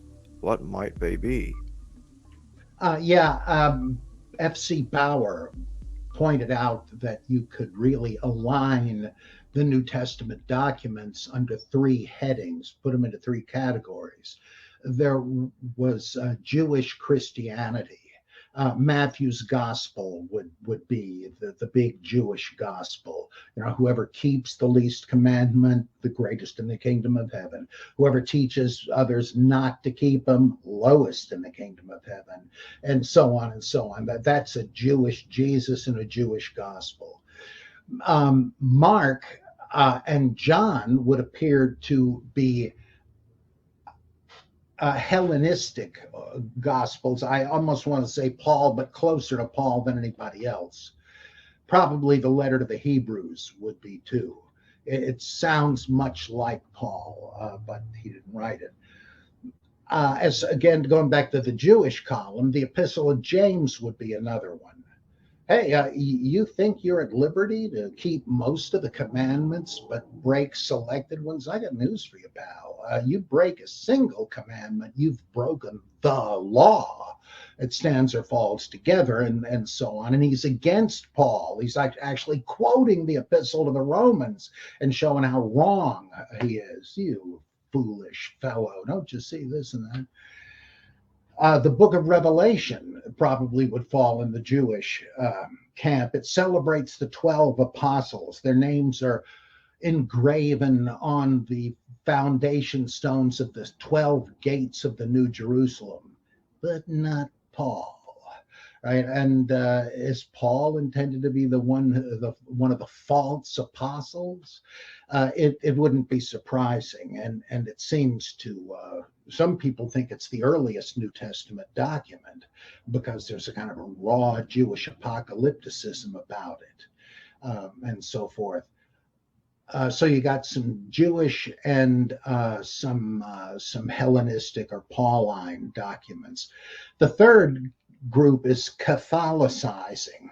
That is, at some point, Jewish and Hellenistic Pauline type Christianity buried the hatchet and decided to reconcile. And there was some give and take on both sides. For instance, keeping the Old Testament as part of Scripture was a concession to the Jewish Christians. The Pauline Christians like Marcion didn't really think you needed it. Why bother? But you know, the Jewish view prevailed on them. Well, okay, what the heck? Let's have them both. And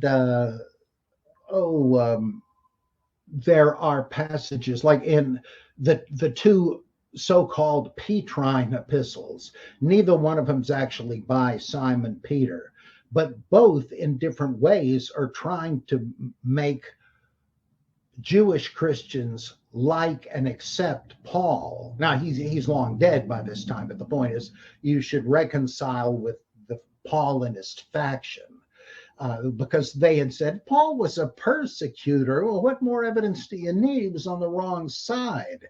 But you know, Paulinists were saying about Peter, that guy was a coward. He denied Jesus 3 times. Didn't Jesus say you're going to hell if you do that? Well, they decided, well, I'll accept your slur against my guy if you'll accept mine against yours. Okay, they were both sinners. Who isn't? First Peter sounds an awful lot like the letter to the Ephesians, which is heavily Paulinist, even if he didn't write it. It's based on snippets from his earlier letters. Second Peter actually refers to a collection of Paul's epistles and calls them scripture, says they're written by our beloved brother Paul. Wait a second. Paul's epistles were canonized as scripture while Peter was still alive? No way. This is a later person trying to say, oh, Peter would approve of Paul, so you Petrinists should too. So let's be one big happy family. And the pastoral epistles, 1st and 2nd Timothy and Titus, are Catholicizing. They're making Paul sound like a kind of a Catholic, early Catholic bishop.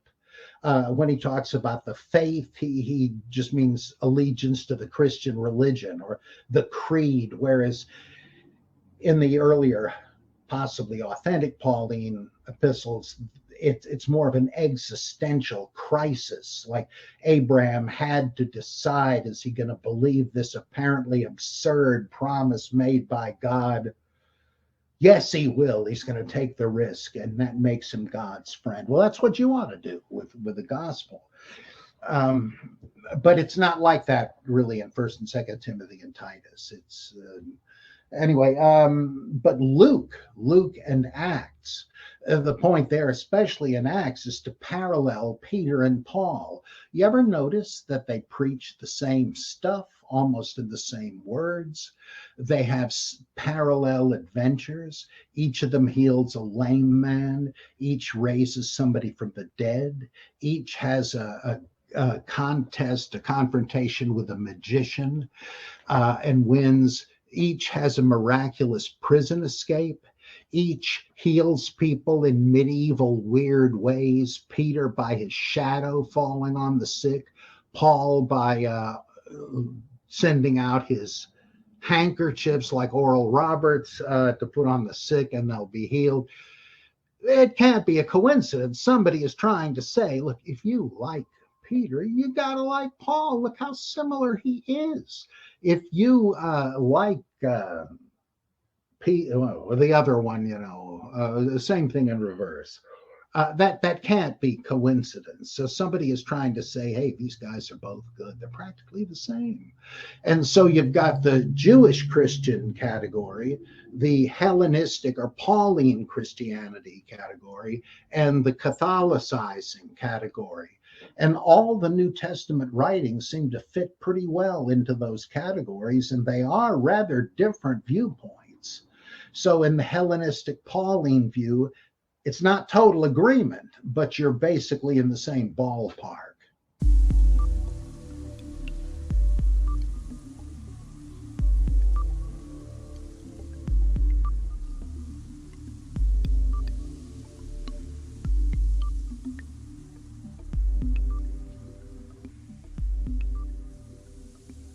Does Luke Acts contradict Paul, and can you give us any examples of how we know that? First of all, people want to think that Luke is a travel companion of Paul because of the we passages. And the reason scholars date Acts to the early 2nd century is because of the word Christian, which shows up in Luke, which appears and clusters in early 2nd century texts, both in Pliny and in Tacitus and in Ignatius and in Luke, Acts. So if Luke Acts is writing then, he's awfully long-lived if he was a companion of Paul. And if he was a companion of Paul, he hadn't read Paul's letters, because there are some head-on collisions with the material in, say, Galatians and the material in Luke. Luke has Paul start out in Jerusalem, be commissioned by, this is all fantasy because the high priest didn't even have authority over the Dead Sea Scroll community, and they're right down the street, right? He's deputizing Paul to go all the way to Damascus to crash heads and drag Christians back to Jerusalem for I don't know what end. And Paul is on the road to Damascus, and he has this experience. And then he goes immediately back to, as soon as he can, back to Jerusalem. Paul says that he implies that he was in Damascus the whole time. He resists this movement before he has his transitional experience. Then he says he goes away to Arabia, which is Roman Arabia, not Saudi Arabia. He goes east for 3 years, which however long a period that is. And then he goes back to Damascus, he says. And then after several years, I go up to Jerusalem. So you can't both go back to Jerusalem immediately after your so-called conversion experience and go after 3.5 years. So I think that's a problem. The other thing is what Paul doesn't mention that Luke attributes to Paul. When Paul is boasting of his Jewish credentials, how he was circumcised on the 8th day of the people Israel, the tribe of Benjamin, a Hebrew born of Hebrew parents, as to righteousness under the law, blameless. I got a PhD under Gamaliel. It's not there. When he talks about, I persecuted the ecclesia, the assembly of God, and tried to destroy it, never mentioned Stephen.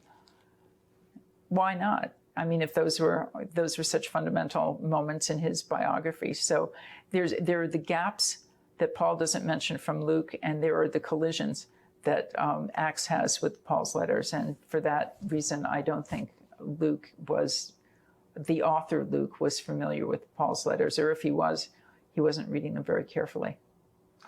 I've even heard, and I'm just going to throw out some other ideas because I'm certain there's more.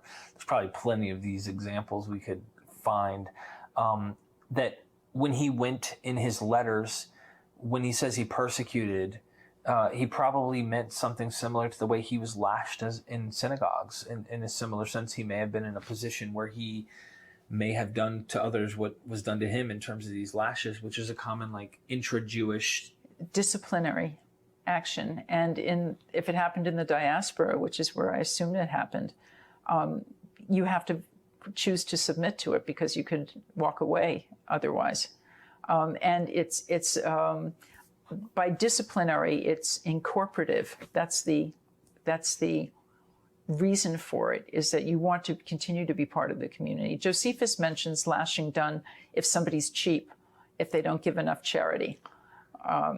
So, I mean, there's all sorts of, so who knows what, and you can't, obviously, it's not lashing like Mel Gibson, right? Or you wouldn't get up and walk away afterwards. So it's probably a symbolic gesture. And also, Paul himself complains about being persecuted. And Paul has a persecution complex. I mean, he's persecuted by pagans. He's persecuted by Roman authorities. He's persecuted. Any kind of resistance, any kind of headwind he encounters, he processes as persecution.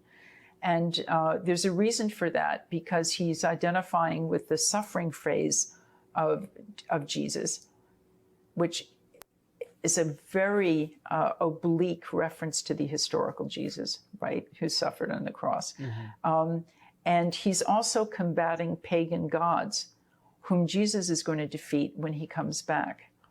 So he's identifying with Jesus in the persecution phase, and he's identifying with Jesus in the victorious phase as well. He's sort of like establishing a beachhead against these pagan gods, and Jesus is going to destroy them in 1 Corinthians 15, or he's going to humble them in Philippians 2, all those superhuman knees above the earth, upon the earth, and below the earth that bend to Jesus. So Jesus is going to take care of the pagan gods, but Paul's already defying the God of this world who's blinded the mind of unbelievers in 2 Corinthians 4:4. So he's fighting pagan gods in order to take his message to pagans and turn them into ex-pagans.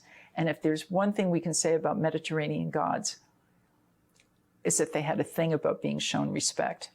So if you have ex-pagan pagans, you're endangering the city, because you're destabilizing the treaty between heaven and earth, where the gods take care of the city. Mm.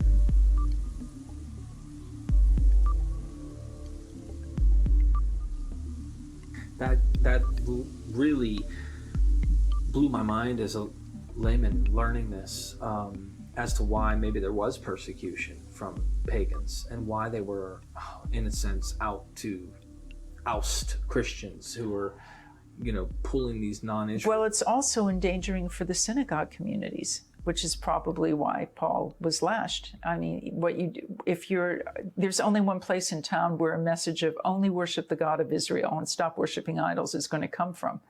And that's the synagogue. And here's the synagogue comfortably embedded for centuries in the Greco-Roman religious institution of the city. And all of a sudden they're putting the security of this radioactively apocalyptic Jewish movement, which I think is starting out from the synagogue. Mm-hmm. I think I'm comfortable dealing with Acts as telling us something, because antecedently it makes sense to deal with biblically literate. Otherwise, Paul would have had a biblical literacy instant program that the Methodists would want to copyright, right? So it's destabilizing socially Tertullian talks about this. If the Nile, if the Tiber overflows or the Nile doesn't, if the earth moves or the sun doesn't, all at once the cries go up, the Christians to the lion. It's because you're destabilizing the friendly relation between heaven and earth if you're not showing the gods respect. And that's why the gods are on Paul's back. He complains about the God of this world.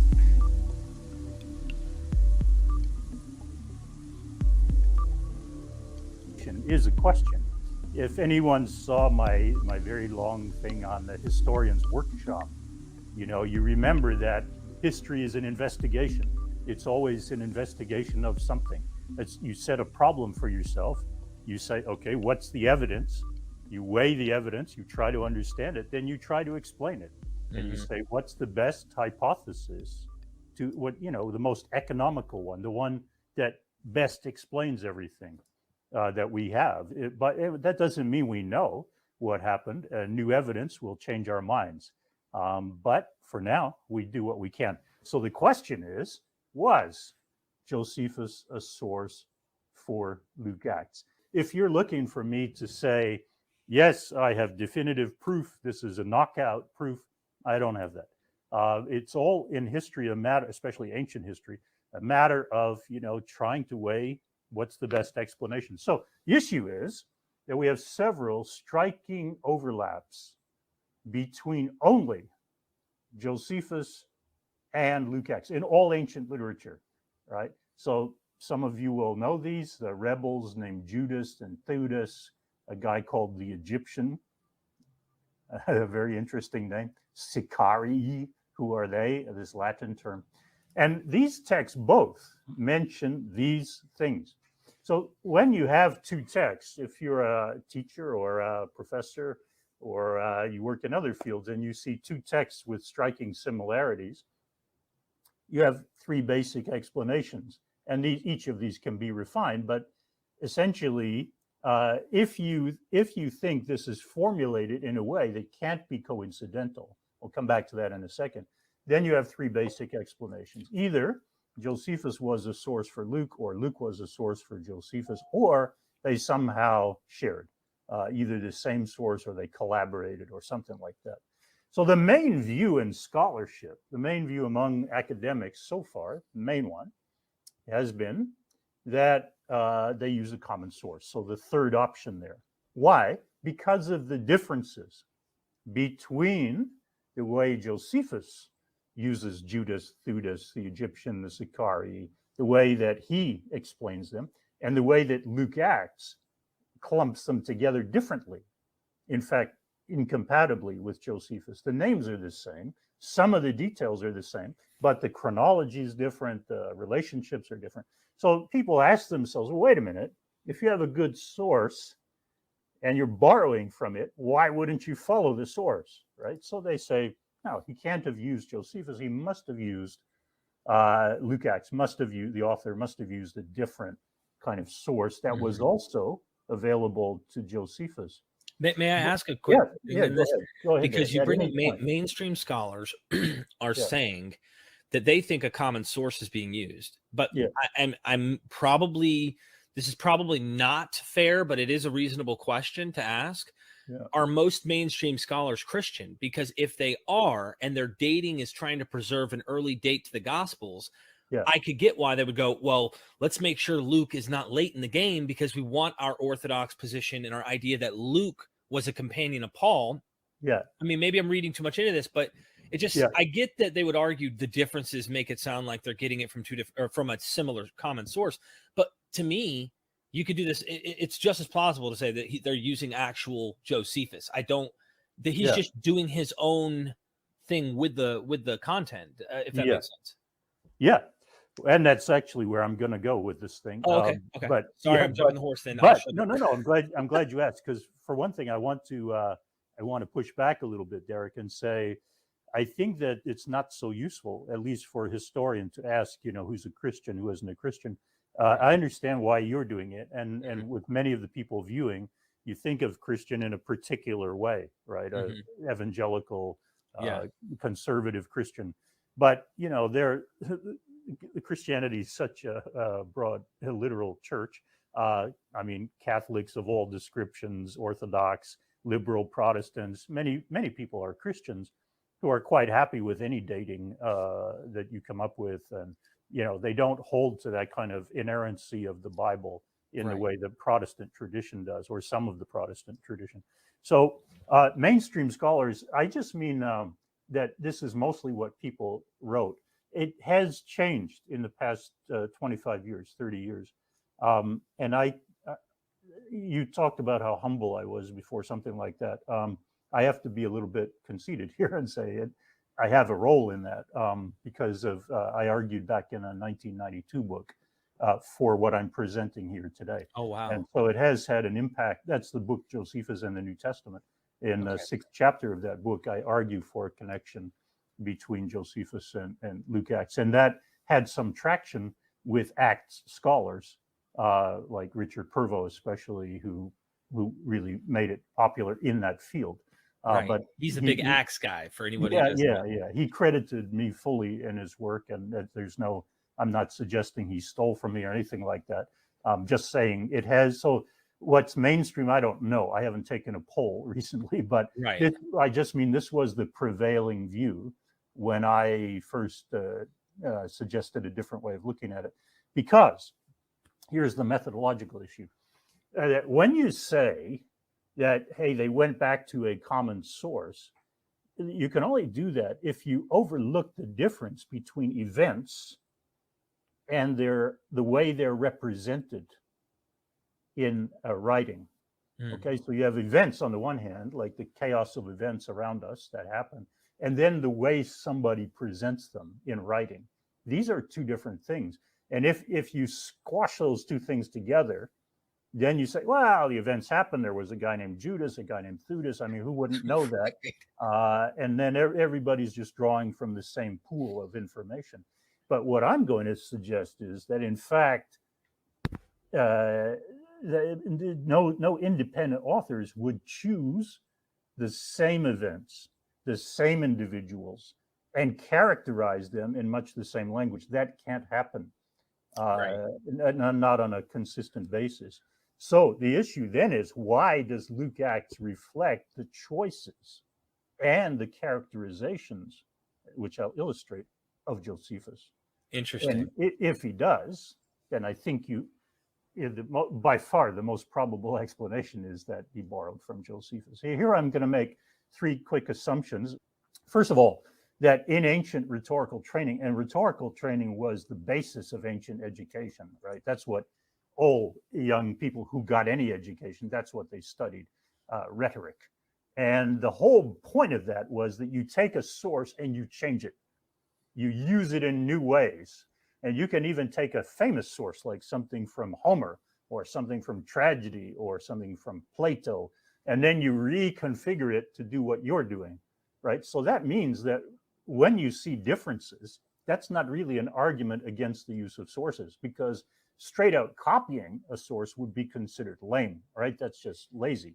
You're not doing your job. Your job is to take something famous like from Homer and to give it a new twist and put it in a new situation that's not related to what Homer did with it. We still have some of the handbooks where they taught students how to do this. And there are all kinds of ways to do it, like rephrase it, make the opposite argument from the same evidence, all that kind of stuff. It's really pretty heavy duty. I think it would be very demanding to be in school in the ancient world, because you had to be on your toes, to pull this off.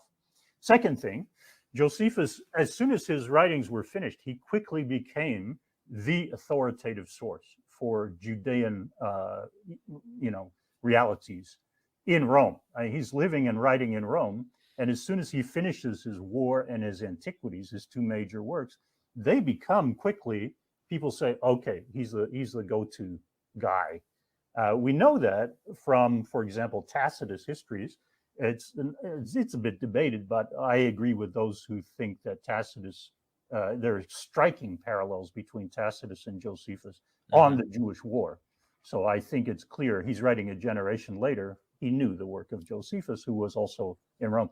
In the 2nd century, this guy, Aelius Herodian, he quotes Josephus everywhere whenever he's referring to, southern Syria. He says, Josephus tells us this. So it's clear. And then Christian authors at the same time begin to take him up in a very obvious way, naming him as their source.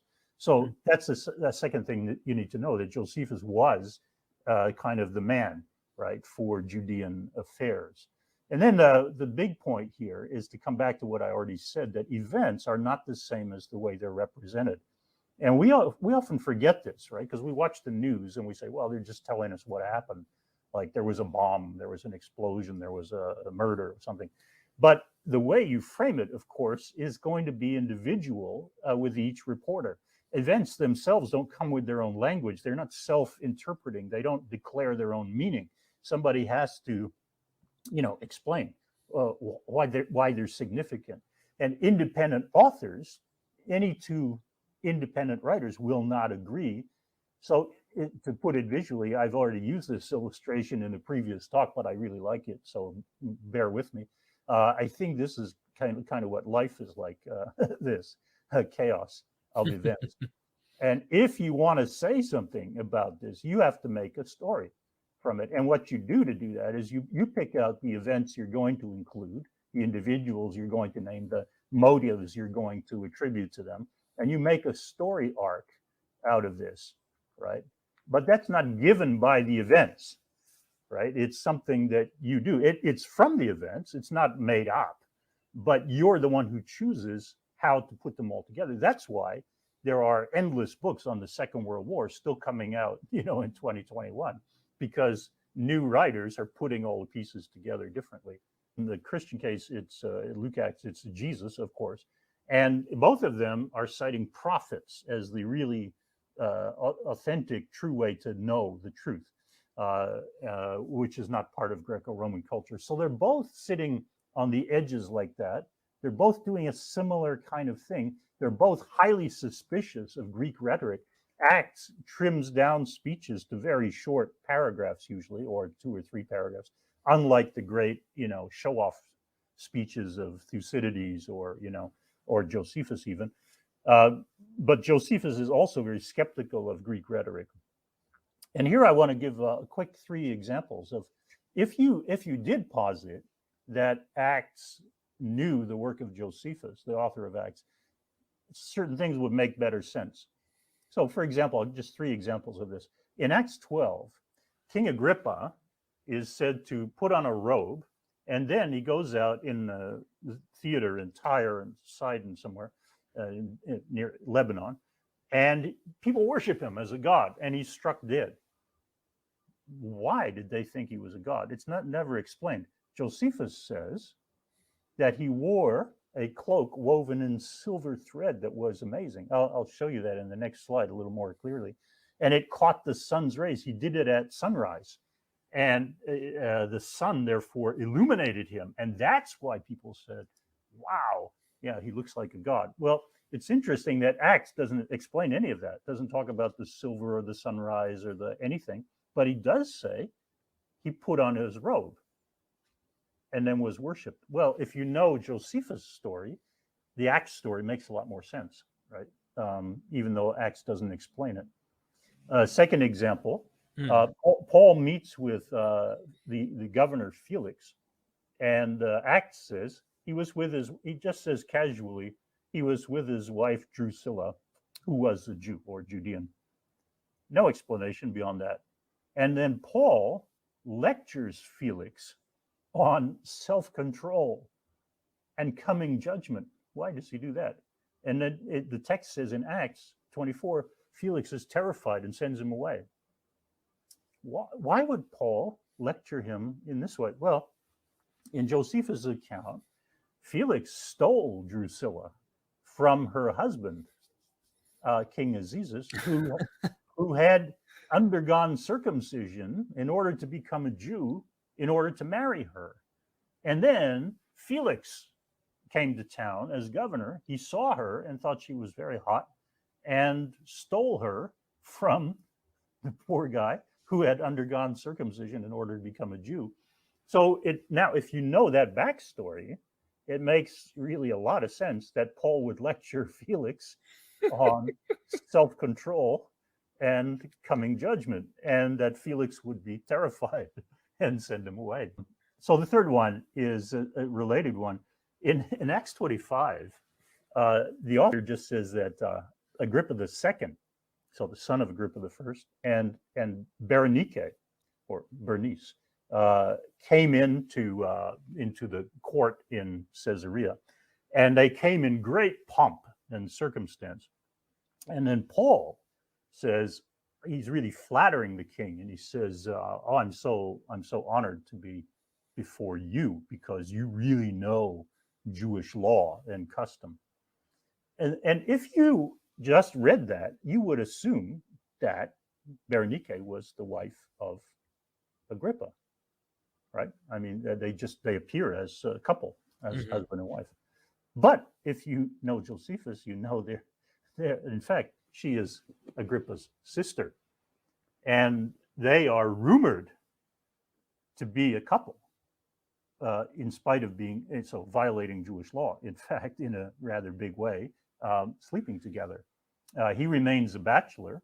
She, in order to scotch the rumor that she's sleeping with her brother, goes and marries another king, local king from nearby named Polemo, and he undergoes circumcision to marry her. But then she gets fed up with him because it was just like a sham marriage in order to cover up her relationship with her brother. So here you are reading Acts. You don't know that from the story, but if the author knew that, then he's having quite a good time, writing this stuff. As also with Felix and Drusilla, like, there's a lot of stuff going on in the background that he doesn't want to tell. Maybe because it's unseemly and it would detract from the point he's trying to make. But he could be having quite a good laugh writing all this stuff, which you would only know from Josephus' account. Mm.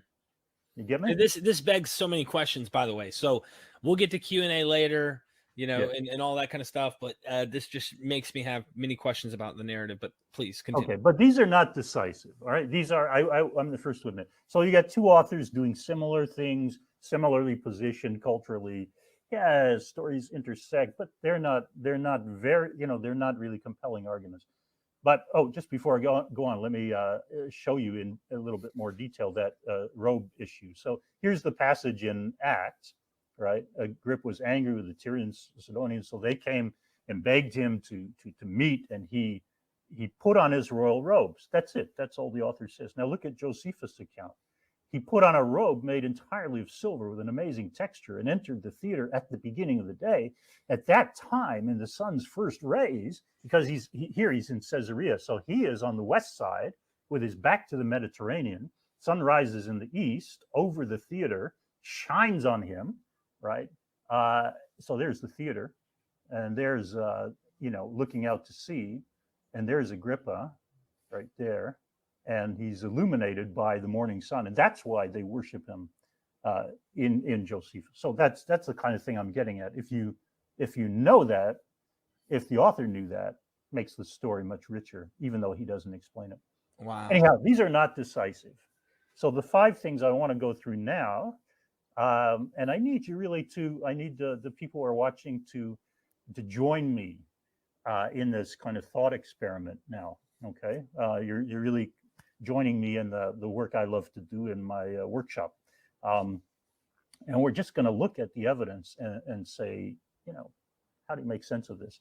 So the first big issue is a complex of events that happened in the year 6 CE.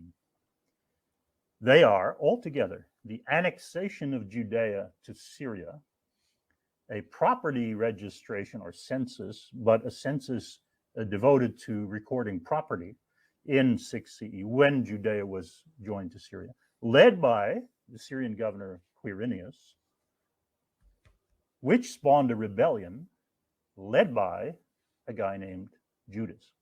So there's a whole complex of events here that we need to figure out. Now, in Luke, Matthew knows nothing of this. He mentions nothing about his birth narrative, says nothing about any of this, right? In Matthew's version, Jesus' family is from Bethlehem, but because of the massacre of the innocents under King Herod, who dies in 4 BCE, right, the family has to flee to Egypt, and they're told to flee to Egypt by, heavenly messenger. And then when Herod has died, they're going to go back home to Bethlehem, but an angel warns them, don't go to Bethlehem because his son Archelaus is now from 4 BC to 6 CE is ruling there. He's as bad as his father, so you don't want to go there. Go and settle in Nazareth in Galilee in the north. All right, so that's Matthew. Matthew knows nothing about any kind of census or what Luke talks about. But Luke's explanation of how Jesus came to be born in Bethlehem, even though his family was known as Jesus of Nazareth. So Matthew's explanation is the reverse, right? He was from Bethlehem, went and settled in Nazareth. Luke's explanation is his family's from Nazareth. But in those days, a decree went out from the Emperor Augustus that all the world should be registered. This was the first registration and was taken while Quirinius was governor of Syria. Everybody went to their towns to be registered. And then he goes on to say, well, Joseph, Jesus' notional father, went from Nazareth in Galilee to Bethlehem because he was descended from King David 1,000 years earlier, and therefore went to the hometown of David. This is highly problematic in historical terms. I mean, most of you watching have probably thought about this before, but it's very difficult. If you're taxing people for their property, you want to register their property, you don't send everybody in the world on a quest to find out, to go back to a place where their ancestors lived 1,000 years earlier. First of all, because that's not where your property is. Second of all, because many of those places won't exist anymore. Third, most people don't know who their ancestors were. I mean, we don't know. None of us knows. Even with Ancestry.com, we don't know who our ancestors were 1,000 years ago. Right. So it's just highly complex and weird. I mean, to have everybody in the world go, and there's no record of it anywhere. It just doesn't make any sense. Anyhow, the point is, that's what Luke says. That's the way he configures it around a census that he knows took place when Quirinius was governor of Syria, and he calls it by the Greek word apographe, which is an interesting word. It's not very common. It's only used by 4 or 5 Greek authors, orators, who use it in various contexts, but it's not commonly used except in Josephus and Luke Acts. So it's used about 60 odd times before Josephus and Luke Acts, but it's clustered in 4 or 5 authors. It's not a common Greek word. Then in the book of Acts, right, this famous scene where the early Christians are being prosecuted by the Sadducees, and I'll come back to that point as the last point today. A Pharisee, a brave Pharisee, who was a leading Pharisee named Gamaliel, stood up in the council and said, hey, stop it. Stop persecuting these guys. Listen, don't do what you're thinking of doing to these men. Imprison them, kill them. Don't do that. They already killed Jesus, but don't hassle these guys, because some time ago, Theudas rose up claiming to be somebody. He was killed. Everybody who followed him. After him, Judas the Galilean rose up at the time of the census. Now, because Luke Acts is a 2-volume work, the reader should know the census, that's the time when, Jesus was born, according to Luke chapter 2. So this author has a kind of big investment, a double investment in the census under Quirinius, with a rebellion by a guy named Judas the Galilean. And he calls this census because it's not a personal census counting heads. Like, it's not to determine who's a Roman citizen, which is a different kind of census, like where are all the Roman citizens living. It's a property registration. And so the Greek word is apographe for that. So this author has a big investment, a double investment in Luke and in Acts in this. So now we need to step back and think of what's happening here in Judea in 6 CE. Indeed, 6 was a pivotal date for the actual political life here.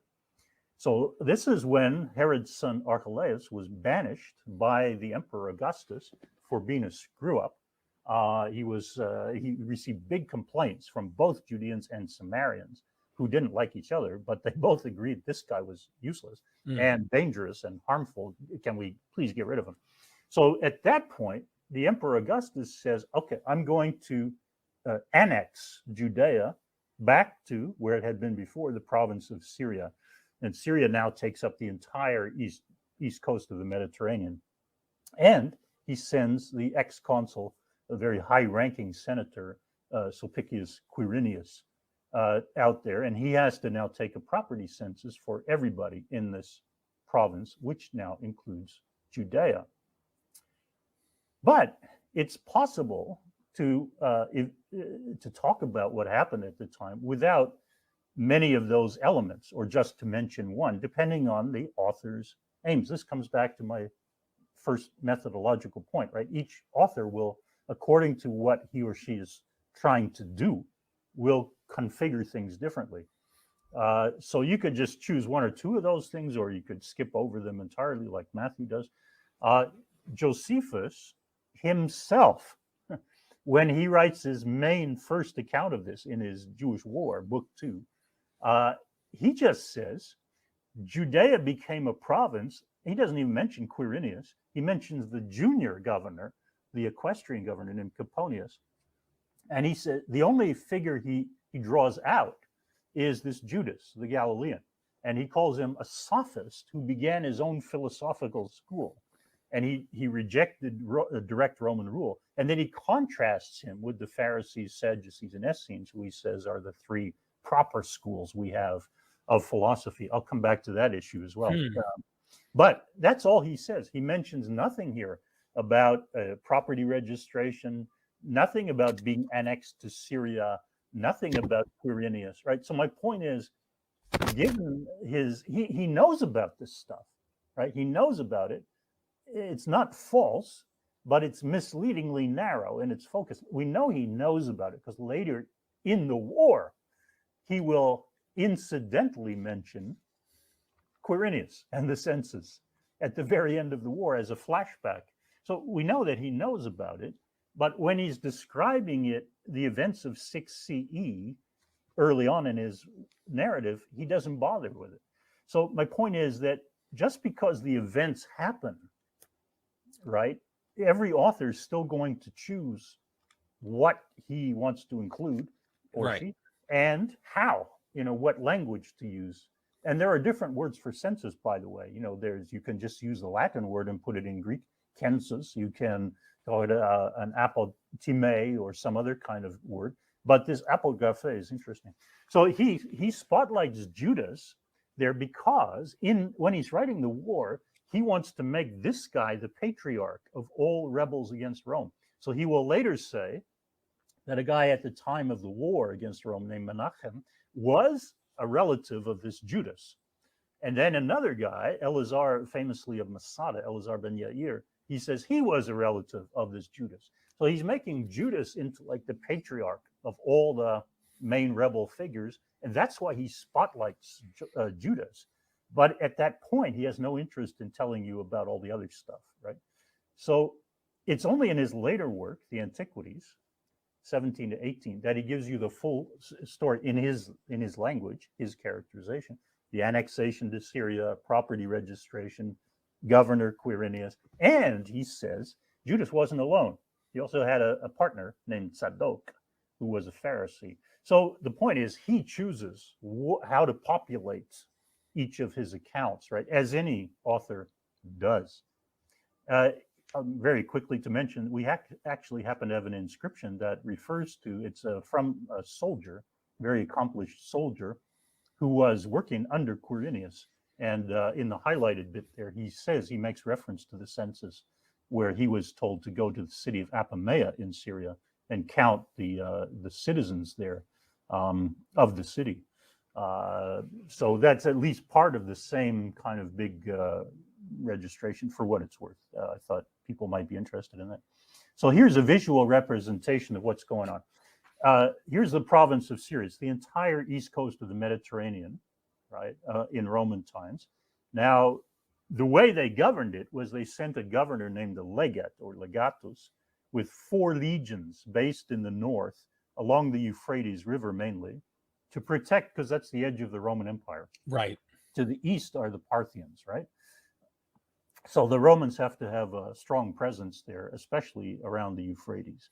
That's where they're most vulnerable. So what they did, however, in the south was they found a very reliable ally and powerful guy in King Herod.